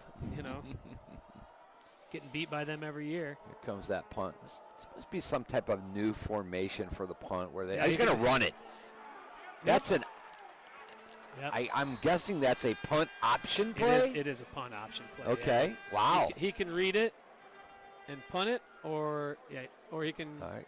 run for the first down. I'm going to reminisce another play. I was the punter, and I had a situation where I saw the outside like that, but we were back 10 yards for our punts. And this was not called by the coach, and I got an earful. I got a first down, but I got an earful afterwards that a little freelance. I do not take off without permission. So, but he was pretty happy that we got a first down. So, whether we won the game after that, I don't really remember. But that was, oh man, he's gone to the house. Yep, there's the cutback. Yep. He might get caught from behind. He did. Down to the 5. Wow. Yeah, this is not looking good. So on that punt, it looks like they have, he's off the line of scrimmage, maybe 4 or 5 yards. Yeah, he looks like a shotgun quarterback. So the ball snaps, so he runs then off to the right side because he's right-footed. And they've got 2 blockers set up on that those side. 2 blockers on that side, those 2 up backs, and all of a sudden he gets to peek and he says, I don't have nobody out here, I'm going to take off. So, yep, wow. 100%. It was a good read.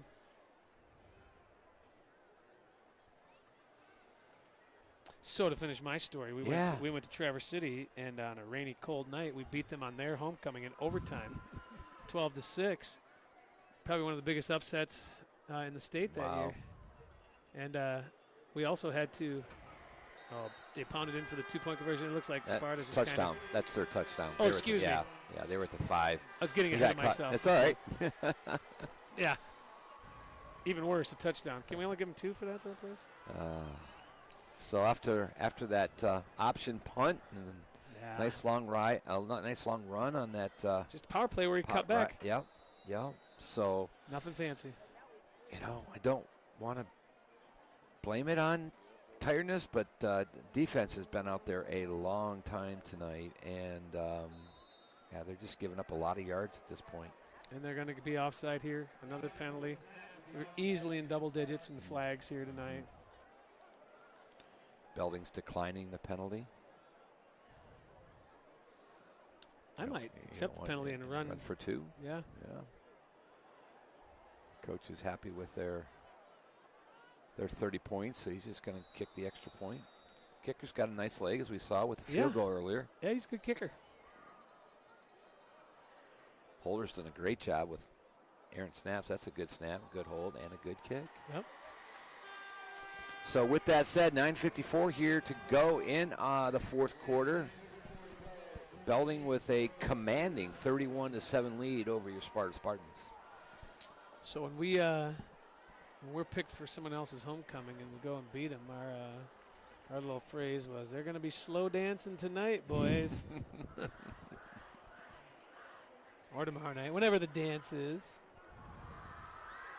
No happy dance. Well, back in the day, maybe it was the same as you. We were just talking with my wife. My wife's going to join me tomorrow night as I'm disc jockeying the Sparta's homecoming. So, the dances used to always be right after the homecoming games. We had dance after the game too, and as players, we had to hustle. Hated it. Yeah, hated I didn't like it because.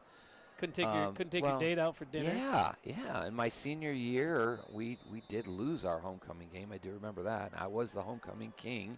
You stud. I was not very good company at the dance afterwards, and I had to show up because I was the homecoming king. So we lost, and you were slow dancing because you weren't happy. Yeah. There's that short kick again. Sparta's going to get a return out to about the 36. So you're going to be DJing the dance tomorrow night. My wife and I will be there as chaperoning support. 2 nights in a row we get to spend time with each other. How about that, huh?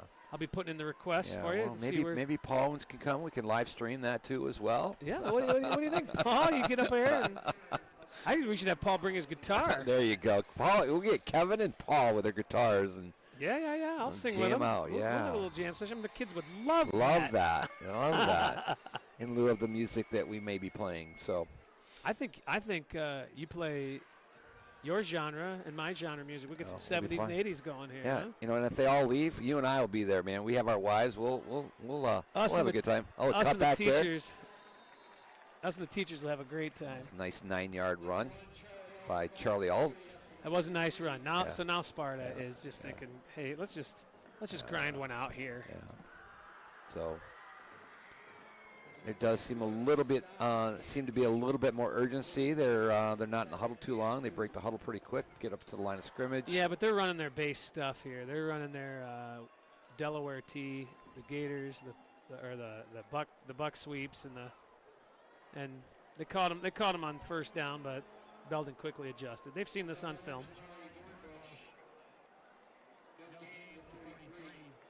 Yeah, so the measure of the team here now, Sparta, is like, how do you finish this game? You're down 24. You need 3 scores and 3 2-point conversions. But everything's going against you. Right. Well, you shot yourself in the foot.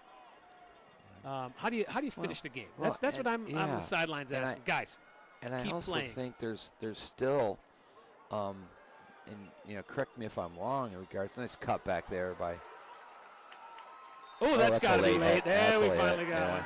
Oh, now we're getting a little pushing on the sideline. But that's going to go against Belding. Yeah. 15 extra yards. Yeah. And again, those are those little stupid kind of penalties. I mean, obviously, it's not going to hurt Belding here at this particular point of the game, but you just don't want to see that. Well, you don't want anybody getting hurt on something Right. stupid. Right. So. A show of testosterone here. Yeah, but what I was getting at is, Sparta's sitting here at 3-2 going into tonight's game, and looks like they'll finish, unfortunately on the losing side of tonight's game, and we'll take them to 3-3. Could still win out and still get a playoff game. Right. So you're playing a good opponent with in Belding, so that helps you, correct, with playoff points. It's about yes. your schedule as well. So there's no automatic 6 wins and you're in berth. It's all Right, about right. it's all about the schedule and the Right, points. right. So But it's we'll also see. about the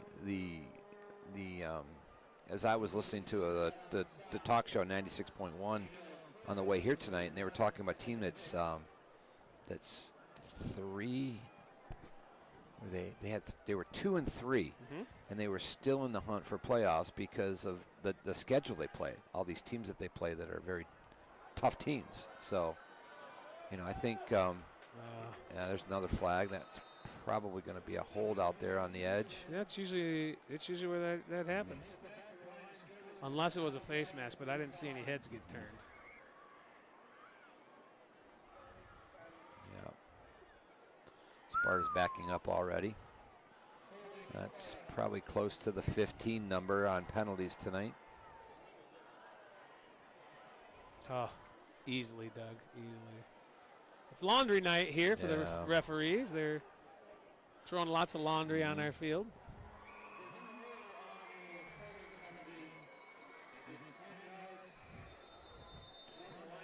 Take a peek out here. Fans are still here, man. The stands are here. Well, the they student wanna- section is still they here. wanna see They want to see the the- fireworks tonight and see the Homecoming festivities. festivities, yep. Do they bring the floats out here? Oh, wait. Well, I don't know if they'll bring the floats out or not. But they'll bring the court. I know back in the day in my school with the track that went around the field, we drove the. And that's one thing I have a regrets that I didn't go back after I had graduated and went off to college, went to CMU, and they invite the former king to come back to ride in coronate the next king. Yeah, didn't do that. Didn't fit the schedule. So Gordon rolling out to the left, He's going going deep. He's got a man open. He could run. Oh, just a little too much arm. Yeah, Nick's got a great arm. Nick's also a baseball player, good pitcher. He's got that. That's 6'4". Yeah, he's got 6'5" he's got a next height. level body Yeah. and arm. Yeah. Talked to his mom a little bit. Nick was in my class in 4th grade. I've run into her a couple times, and not quite sure what he's going to do for for the next chapter in his life yet. So. Well, he's got options. Yeah, he does. He does. He's athletic. He gave up. I believe he gave up basketball. I want to focus on the football and the baseball. And sure, the basketball coach wasn't happy about that. yeah, that's tough when you leave someone that with that kind of height. Oh, there's that wrap draw. There's a wrap. That's good. That's a Nice Charlie cut. out with the cuts. Well, he's making more Yeah. on his own, but he was 10 yards before he was even touched. Yeah, and that he might have been touched right when he got the ball, but the timing on that was perfect. So, and tough guy to bring down in the open field. Good run, good play. Sparta trying to punch it in here with 6:42 to go. Well, I like that Belding they're up still 31-7, still fighting. Keep punching, boys. Yeah. Keep punching. Stay in the ring and keep playing. Yeah. There's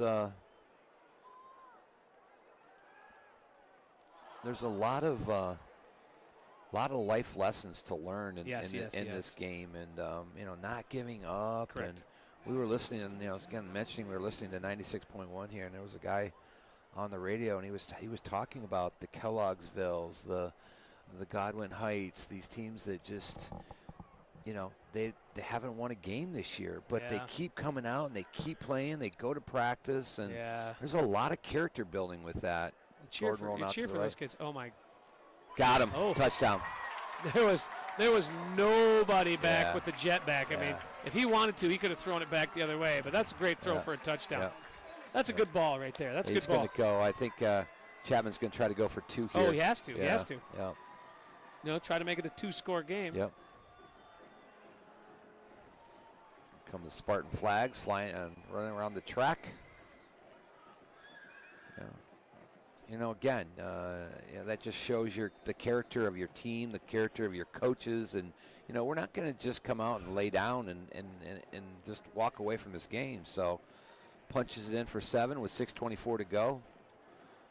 There's a snap. Oh, that is going to get stopped short. Yeah. Oh, and the flag. And that's going to be another holding on Spartus, but it's not going to make a difference. Decline that, yep. And you know this, Doug. Lessons learned are not. You don't learn much when you're winning, right? No. Yeah. Yeah. The real lessons are when adversity hits, when you're losing, and what kind of character do you show? What kind of team do you have? Yeah. How do you fight back? That old Rocky, the Rocky Balboa. Right. You know, and it's about how hard you can get hit. And keep moving forward. Keep getting up. Oh, I love that line. I was a big Rocky fan. I've seen that about 5 times before at the movie theater. It's just very inspirational. But life ain't all sunshine and roses. But they don't know this right now when they're in this game that they're learning a lesson. No. And that's where our coaches are a big part of that. Right. They keep keep the kids in the right frame of mind, and they don't put their heads down. They show them. I mean, coaches are great mentors for these kids, and I am such an advocate for athletics, both boys and girls, because it does so much more. And then, some kids that come to school, academics is not their game, and this is what they like, but athletics keep their academics going. So there's the onside kicks. It's going to go 5 6, and 7. Yeah. Push a guy into big wind or something here. No, so Belding will take over the ball with 6:24 to go. And good field position. Good field position in Sparta territory already. So. But yeah, these are character building moments, and good coaches use these. When you're coaching, the good question to ask is your why. Why are you doing this? Are you to put trophies on your mantle? To prop yourself up on the shoulders of a bunch of 17-year-olds? Right. No, it's to mentor, like you said, and to teach lessons. And these are opportunities right here to get in the hearts of young men and like you said, young women to help them grow. And develop relationships. You develop relationship with these kids, and the kids develop relationships with each other, and they're gonna. Yeah, there's that fullback again up the middle. He cuts outside again, just like before. I don't think he's going to get caught this time. We're just getting tired. Yeah. He's bouncing off tackles. But you know, these kids, Jeff, you know, as we sit up here and reminisce, they'll be doing the same thing someday. And there's nothing wrong with that. Yeah. Nothing wrong with that. They might not be telling the stories here in 20 years. Like, remember when we lost our homecoming to Belding? But what they will remember, and this is what I've talked to my son quite a few times, and obviously had a great baseball career here at Sparta, and went on and played at Toledo. And you know, when he was finished, when the time to hang the cleats up, and these guys to hang the helmets up, and you know, you played that last game. You know, I asked him, I go, do you miss it? And he goes, Dad, I miss the people. Yep. The people Always. I miss. I said, I don't miss getting up at 5 a.m. and running the stadium stairs, or but he knew that was part of the game as well, and the discipline that he learned. But he said the relationships, his friends that he has, he'll never forget. And and that's something I think sometimes we all miss out. We're all, so many people are about wins and losses, and it's not about wins and losses, because you won't recall those, but you'll recall your friends. You'll recall your team meals. The team meals the kids talk about all the time, man.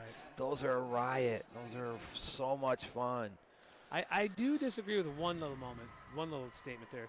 We've been talking about wins and losses. I do remember every win and every loss from high school, but that is not what I agree with.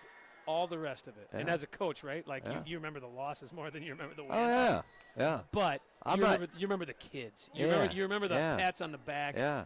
I still see former players, and when they still call you coach.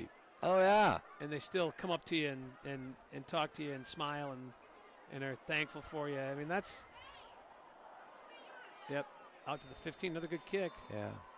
Oh yeah, don't get me wrong. I mean, I am one of the most competitive people out there. I definitely wanted to win. I mean, every game, and if I didn't win, it bothered me. But I knew in the end, when it was all said and done, the wins and losses, they weren't. You couldn't do anything about them. They were done. They were over with. So you moved on. But you learned from them too. Yeah. You learn from your wins and losses, and I think that's another thing. The kids, Coach Chapman will go back. Probably, I'm not sure if these guys do what we used to do when I coached. We would always meet on Sundays. Yep. Oh yeah, they still have film sessions. Go over films, and then we'll talk about, all right, what can we do to get better? So, and isn't that what life's about, getting better? Oh, is it? Down the sideline. He's going to be. Oh, they got him marked out at the 43. Oh no, I didn't see that. Jaden Cochran walking the tightrope over here. Just a little hitch route, and he was able to walk the tightrope on the sideline. Break tackle, walk the tightrope. Good. Fans aren't liking that either. Well, so there's a lot for them to not be happy about tonight. So we just add that to the list. Right. So whether they're right or whether they're wrong, right? Well, they paid their $5 to get in. They can voice their opinion. So bad snap. Gordon picks it up. Oh boy. I saw that coming. Yeah. That defensive back was spot on with that. Sitting on that 2-yard out. Yep. Especially after the drop snap. He said he had time to read that. But I agree 100%, Doug. Yeah. It is about the relationships. Yeah. Relationships and lessons. Yeah. It's a game of life. It really is a game of life. Oh, Gordon looking deep. He's got him. Wide open. He's got him. There's Cochran out there. Oh, he in lost and his out. Footing. Yeah. He lost his footing. He was kind of falling when that ball was. I still think he had an opportunity to catch that ball, but he did. Great effort. But he did. He started fading down. Great ball by Gordon. Oh, Belding's going to call a timeout and get their act together, I guess. I'm not sure why they're calling timeout, actually. 25-point lead with 5 to go. Yeah. I remember a ceremony, a Tigers ceremony. By the way, we're still under our 10. We're moving on to Tigers references. They were honoring Sparky Anderson. Yeah, I saw that. And Kurt Gibson got up and spoke. And Gibson was the most ferocious competitor of the '84. Yeah. And it was his competitive nature that helped the Dodgers win the World Series, right? Oh, In '88. comes off the bench. Yeah. Oh, amazing. But he and he was prickly as a player. But he came up and started telling stories about Sparky, and he remembers Sparky looking at him and saying, "It's about people. Make your life about people." Yep. And bettering the lives of others, and it Yep. stuck with Gibby, and he Yeah. softened. He softened. He did. He did. Over the years. He was. He definitely was a competitor. Baseball, football. Oh, Well, a little off the mark. yeah, a little bit. We're gonna bring up Good fourth down. pass. This will definitely be four-town territory, I believe, for Sparta. Yeah. Yeah. Oh, we're in 4-down situation. That's, Yeah. Although, I mean, I don't think anybody would fault Chap for waving the white flag and punting here. I wouldn't, but I would Yeah. understand. You surprised with the field goal last night by Green Bay? That No, because point- they needed three I scores know they anyway. needed the scores. Yeah, I mean that was.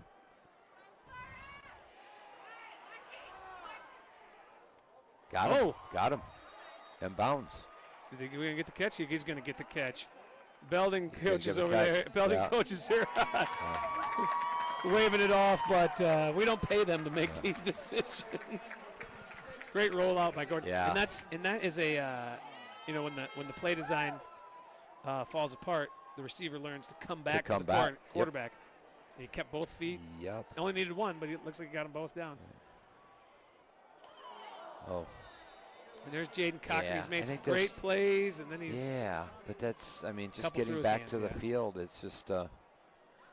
he's a good kid. He's a Yeah. good player. He'll get his legs underneath him and his hands out in front of him.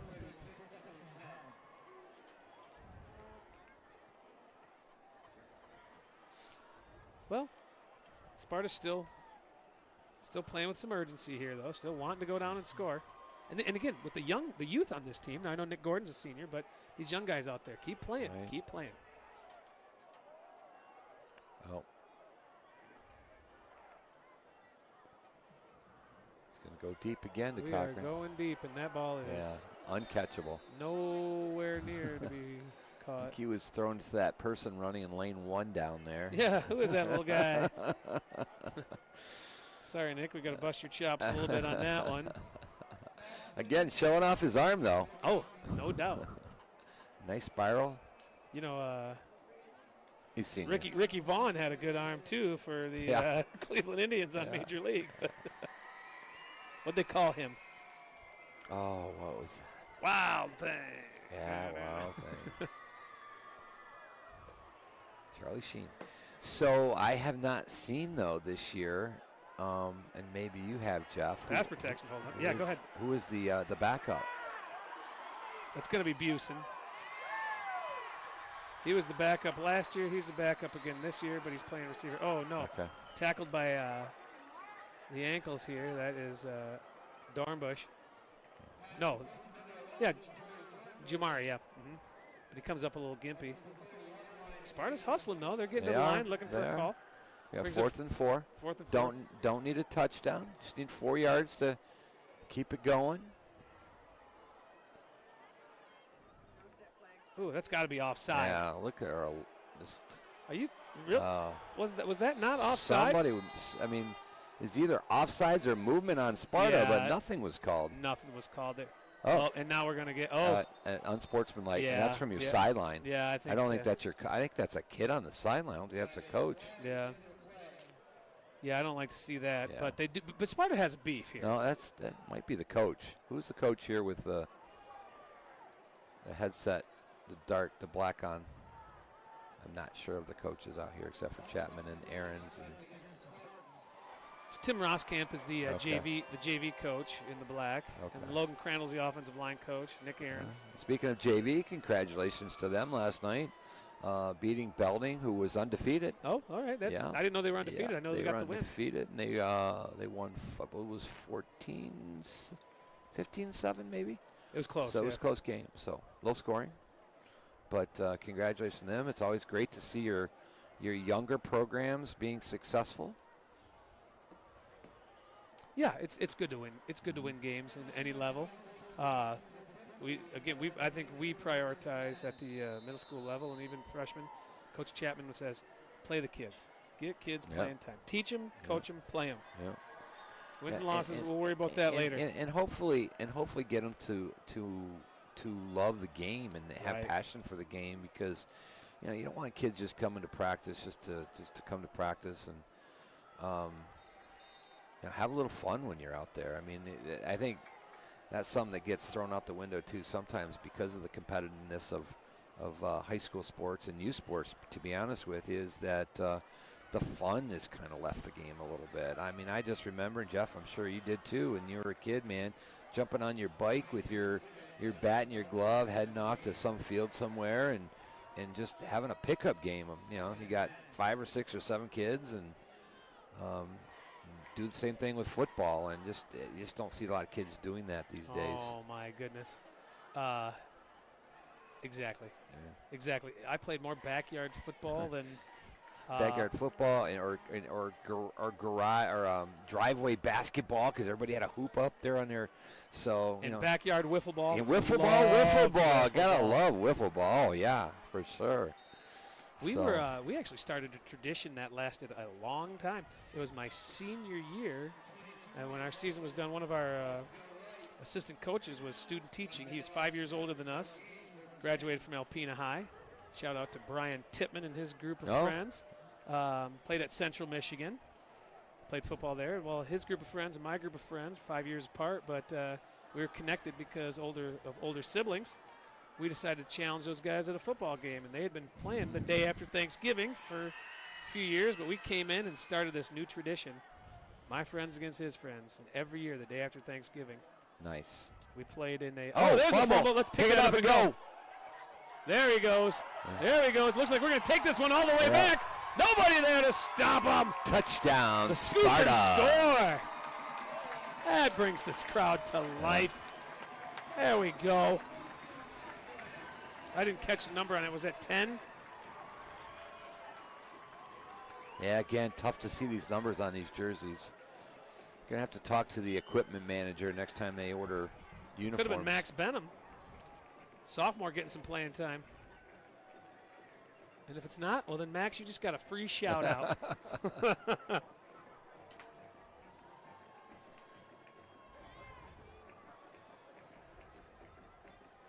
But we started this Turkey Bowl tradition, and I would, even when I wasn't living in Alpena anymore, I'd drive back up, and we played this. I was still in my 40s, still playing this game, and we would videotape it, and then get together afterwards, and maybe enjoy something cold to drink. And there you go. And and we had the time of our lives. Best tradition I was ever part of. Best tradition. Still got some of those old DVDs. What's a DVD? Quick pitch here to the left. Oh, Belding closed that quickly. Wow. Yeah, that was a little slow developing, a little slow pitch here to the left. Gave Belding time to pursue that. Talk about the running downhill. Your linebackers were running downhill on that. Yeah, that was mass plus velocity equals force. So, but great opportunity there for Sparta to put some points on the board and have some positiveness here towards the end of the game. So. Yeah, that feels good, especially for the younger guys that are in there. And again, I'm sorry that we didn't make out who scooped it up and scored, but congratulations to that young man. He's glad that his teammate wasn't able to fall on it, so he could scoop it up and score. And Belding's getting some of their younger guys in there too, so good for them. They're going to be in the driver's seat in the division, right? Yep. Or the conference, I should say. Yep. They'll go to 4-0, and Sparta will go to 3-1. Not over yet. The proverbial fat woman singing. You hear her warming up? It's not over till. Yeah. So where did that phrase Yeah, come I'm from? not sure. I was just thinking about that. It's an opera. It's an opera It's reference. probably an opera reference, and I'm not Yes. sure is most women at the opera fat. I mean, I don't know if that's No. if that's correct protocol this day and time. No, of probably going- not too politically correct. I think they said lady, the fat lady. But even using it. Right. Well, I tried to class it up a little bit with women. So, but Is that what you yeah, did? yeah, tried. But There was something about the end of the opera where the bigger woman, and the I think soprano, came I think out. you as a coach and me as a former coach too as well. That just, I mean, you play to the last. I mean, you never say never. You never say we're out of it. So. And for all you older Monday Night Football fans, Oh, wow, look at this! wow. Look at this tough run. Yeah, he's Man. got probably close to 200 yards tonight. Well, I think that's a different It runner is right a there. different runner. I think they've got maybe some seconds in there right now. Hopefully Sparta does too as well. Oh yeah, they're playing the younger guys. Yeah. But as I was saying, for the older Monday Night Football crowd, you knew the game was over when Dandy Don? Dandy Don. And what would he come out? He'd start singing. Turn out the lights. The party's over. Party's over. Yeah, I do miss those guys, the Howard Cosell days, and This is Howard Cosell. I know a lot of people didn't like him, but I was a fan. Well, he was, like him or not, he was synonymous with, ABC. Yeah. Wide World of Sports, Monday Night Football. I mean, he was the an icon. The yellow jackets they wore. Yes. I'm sorry if we're boring you out there, people, but For all the Jeff young, and I are all here the just young reminiscing people. a little bit. Yeah, We're having a good time. If we do have some older people listening and enjoying our references, we thank you for that. I think we need to make sure we understand who our live stream audience Yeah, maybe we is. need some demographics. We got to get the tech department on that. Yeah, can we get some? I'd like you to take a survey out there. What is the age demographics of our listening audience? All 12 of you? 38 to 19, Belding over Sparta right now. Belding still driving the ball down. Wow, And he's number 2 tough is to just bring taking down him for a ride. down to the 5. Well, demographics be darned. I'm going to make another Yeah. reference to John Riggins. Okay, John Riggins, the Washington. Boop, Reds. boop. Yeah. That's what that kid's like. So as the Belding coach, do you just take a knee here? I would. Well, okay, so you're rocking a hard place, right? You got your young guys in. You want to your throw them young a bone. guys to do well. I know that's a tough one, and it looks I don't like running scores up, but yeah, and I don't know if this would be really running a score well, up you know at what? Their 38. quarterback is still in the game though. Yeah. So if he Yeah, doesn't, taking a knee. He's taking a knee. He's taking no. He's gonna. powering right back to the old bruiser. That might be it. Now. Yeah. That might be it Yeah, now. if they got up to try to hurry up and get a playoff, that would be. Yeah, that would put a bad taste in my Yeah. mouth. Yeah. Chap I think probably. they're just gonna walk off right now. What's Yeah, the what's got the the handshake. what's the time after a snap after a down? Do you have It's- to run the I play? believe it's 40 seconds. 40 seconds. Yeah, they're gonna walk off. It's That's over. gonna be your ball game. Yeah. So, unfortunately, here at Sparta Stadium on homecoming night, your Sparta Spartans fall short to the Black Knights of Belding by the score of 38 to 19. So let's recap a little second, Yeah. Doug. I mean, okay, the score was 38-19. There were points in this game where it didn't feel like it was going to be a 3-touchdown game, right? So the story here is really the numerous self-inflictions that Sparta imposed upon themselves, right? The penalties, the one costly turnover. But if I had to put my finger on one thing, it's got to be the penalties. Yeah, We gave up so many yards in penalties and tonight. I've not seen, I've done a partial game that got called because of weather, and then got to do the last game with you here. So, I mean, have not watched a lot of it, but this seemed more excessive than in previous games. I'd have to really think long and hard about a game where I've seen this many penalties, especially on one team. And I'm not complaining about the officiating. I'm not down there watching it. Right. There's pre-snap, there's post-snap penalties, and those are certainly, you don't blame the officials for those. If you line up offsides, that's your fault. The holdings, that's all arbitrary, but again, I'm not down there on the field. All right, I have a scenario that gets brought up a lot too, with homecoming and being homecoming week and all of the activities and all of the distractions. And what's your feelings on that? Can that come into play in a game like this? Well, we discussed earlier about the nature of a 16 or 17-year-old. Right. Of course it can. That's why you want to schedule somebody that you have confidence that you know you're going to beat.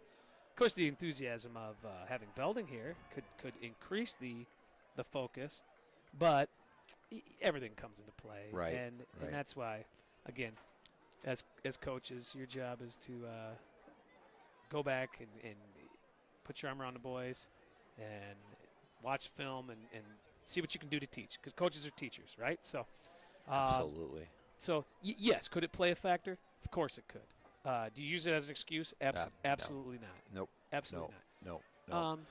No. But I'm sure there's talk too that hey, it's homecoming week. Make good choices.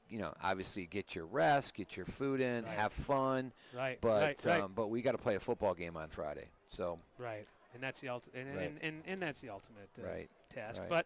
But again, tell a 16-year-old to stay focused when there's lots of other fun stuff going on. It's hard. It's hard. But credit to Belding. Yeah, they came and they played a pretty clean game themselves. Not many mistakes. Right. And they capitalized on Spartan's mistakes. So it appears that Belding's kind of having their little huddle over here around the 35-yard line. The Sparta football players are lined up here along the goal line. Not sure what for the homecoming court is walking our way. Are we staying on there, Mr. Paul Owens? Totally up to you guys. We have the crowning of the queen, and we have the presentation of the red apple. So the homecoming festivities are going to with the king and queen and the presentation of the red apple. I think my wife and I might be stepping out. So. Yeah, I think it's a good time for us to sign off. We'll be back again for the next home game. Yeah. The stream will continue, so please stay on, and you can witness the crowning of the homecoming queen, and also the red apple presentation, going to the class that received the most points throughout the week, and we don't know who it is yet. So it is a big mystery. So. The sophomores pulling off the big upset last year. So I know I peeked in a little bit on the homecoming activities that Mr. Owens live streamed today as well. That was kind of cool. I'd like to know a little bit more about the tug of war. Did I see the rope broke? Oh.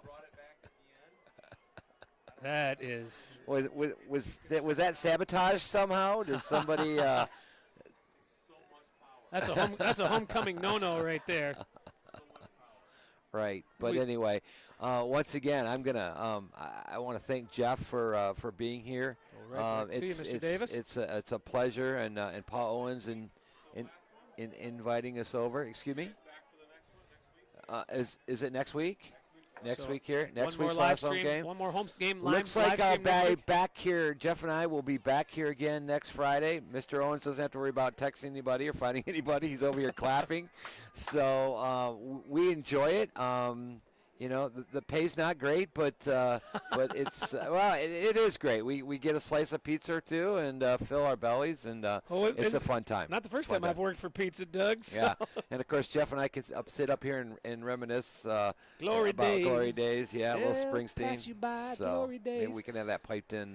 Definitely. Next time. So definitely. So we're gonna be signing off. You know what, Doug? I gotta say this. We've done this. We've done this twice together now. Right. Yeah. And we're already starting to finish each other's sentences. I feel like we might have a future. That's just my wife and I could do that. So. I mean, it's a sports thing. All right. Well, Doug, you have a great night. And we're going to see you tomorrow. Tomorrow at the dance. Hey, and Sparta Nation, keep your head up. Yep. Keep being you. Yep. Keep being classy. Yep. Represent the right way. And we're still part of a great community. Absolutely. One of the best in Kent County. So have a great night. Take care. Thanks for listening. See ya.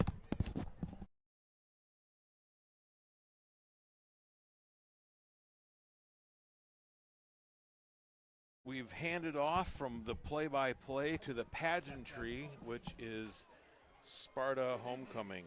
So Joe Davis is letting us know what's going on next.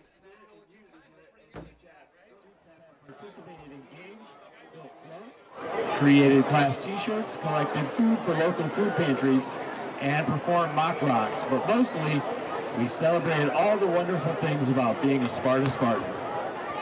As we bring our week to a close, we are celebrating with our coronation ceremony and presenting of the Red Apple. First up, our court. Please join me in welcoming our freshman royalty is Eli Larson, son of Melissa and Jacob Larson, and Braylee May, daughter of Kenzie and Matt May.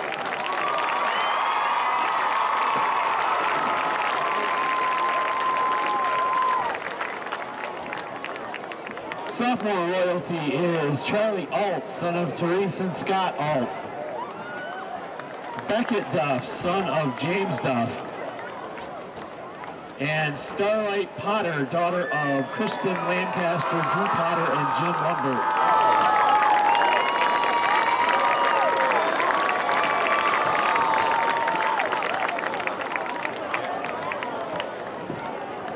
Our junior royalty is Lucas Way, son of Michelle and Mike Way.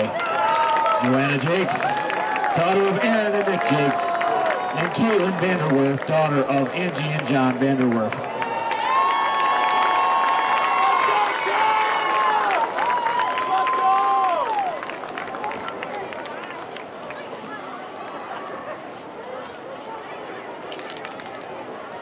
Now we have our senior court members.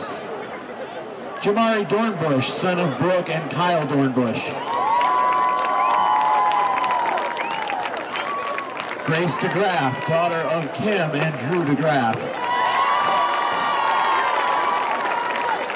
Troy Jones, son of Deborah and Lance Jones. And Alyssa Horrigan, daughter of Christina and Peter Horrigan.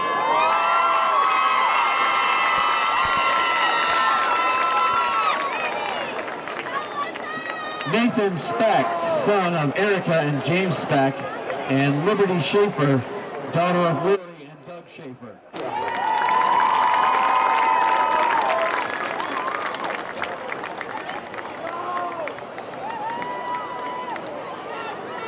Logan Sadoskas, son of Layla and TJ Sadoskas, and Abigail Duff, daughter of Jennifer Smith.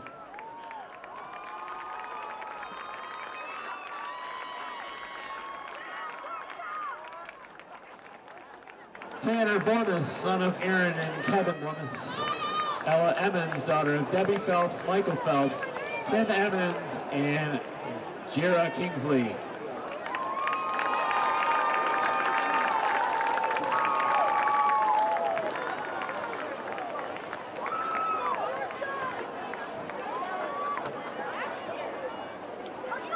Jaden Krenicki, son of Michelle and Denny Krenicki, and Kennedy Wood, daughter of Julia and Jeremy Wood.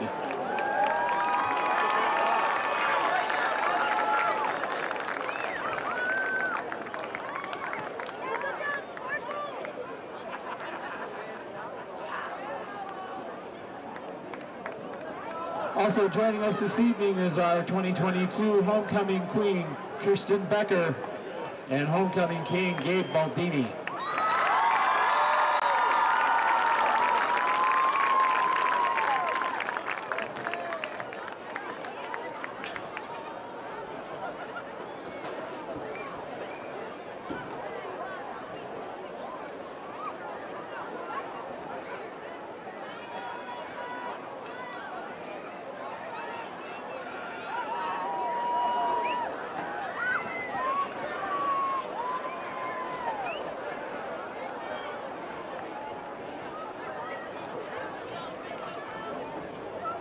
Earlier this evening, we crowned our 2023 Homecoming King at our community pep rally.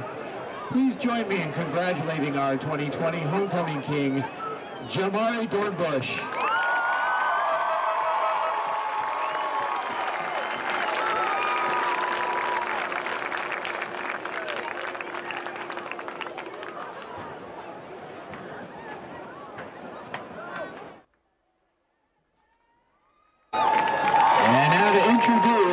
your 2023 homecoming queen,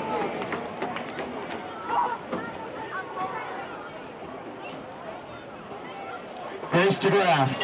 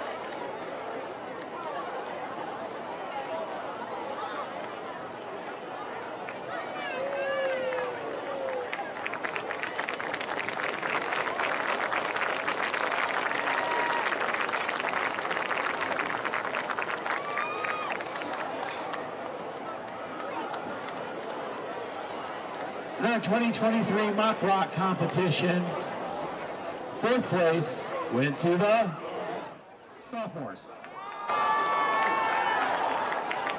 3rd place went to the freshmen. 2nd place went to the juniors.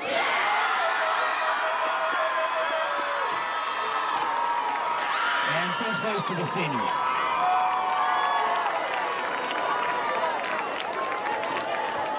In our 2023 float building competition, 4th place went to the juniors.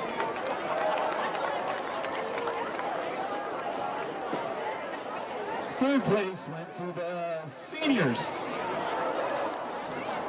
2nd place went to the freshmen. And 1st place to the sophomores.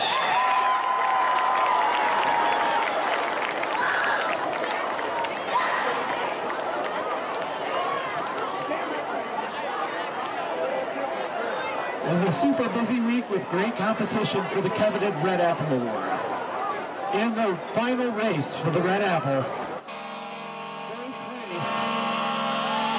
place went to the sophomores. In 3rd place, the freshmen. In 2nd place, the juniors. And the Red Apple winners are the seniors. Congratulations to all of our classes. And a huge thank you to our student council and all of our advisors for making this homecoming an amazing success. Thank you for enjoying this evening. Now let's enjoy some fireworks.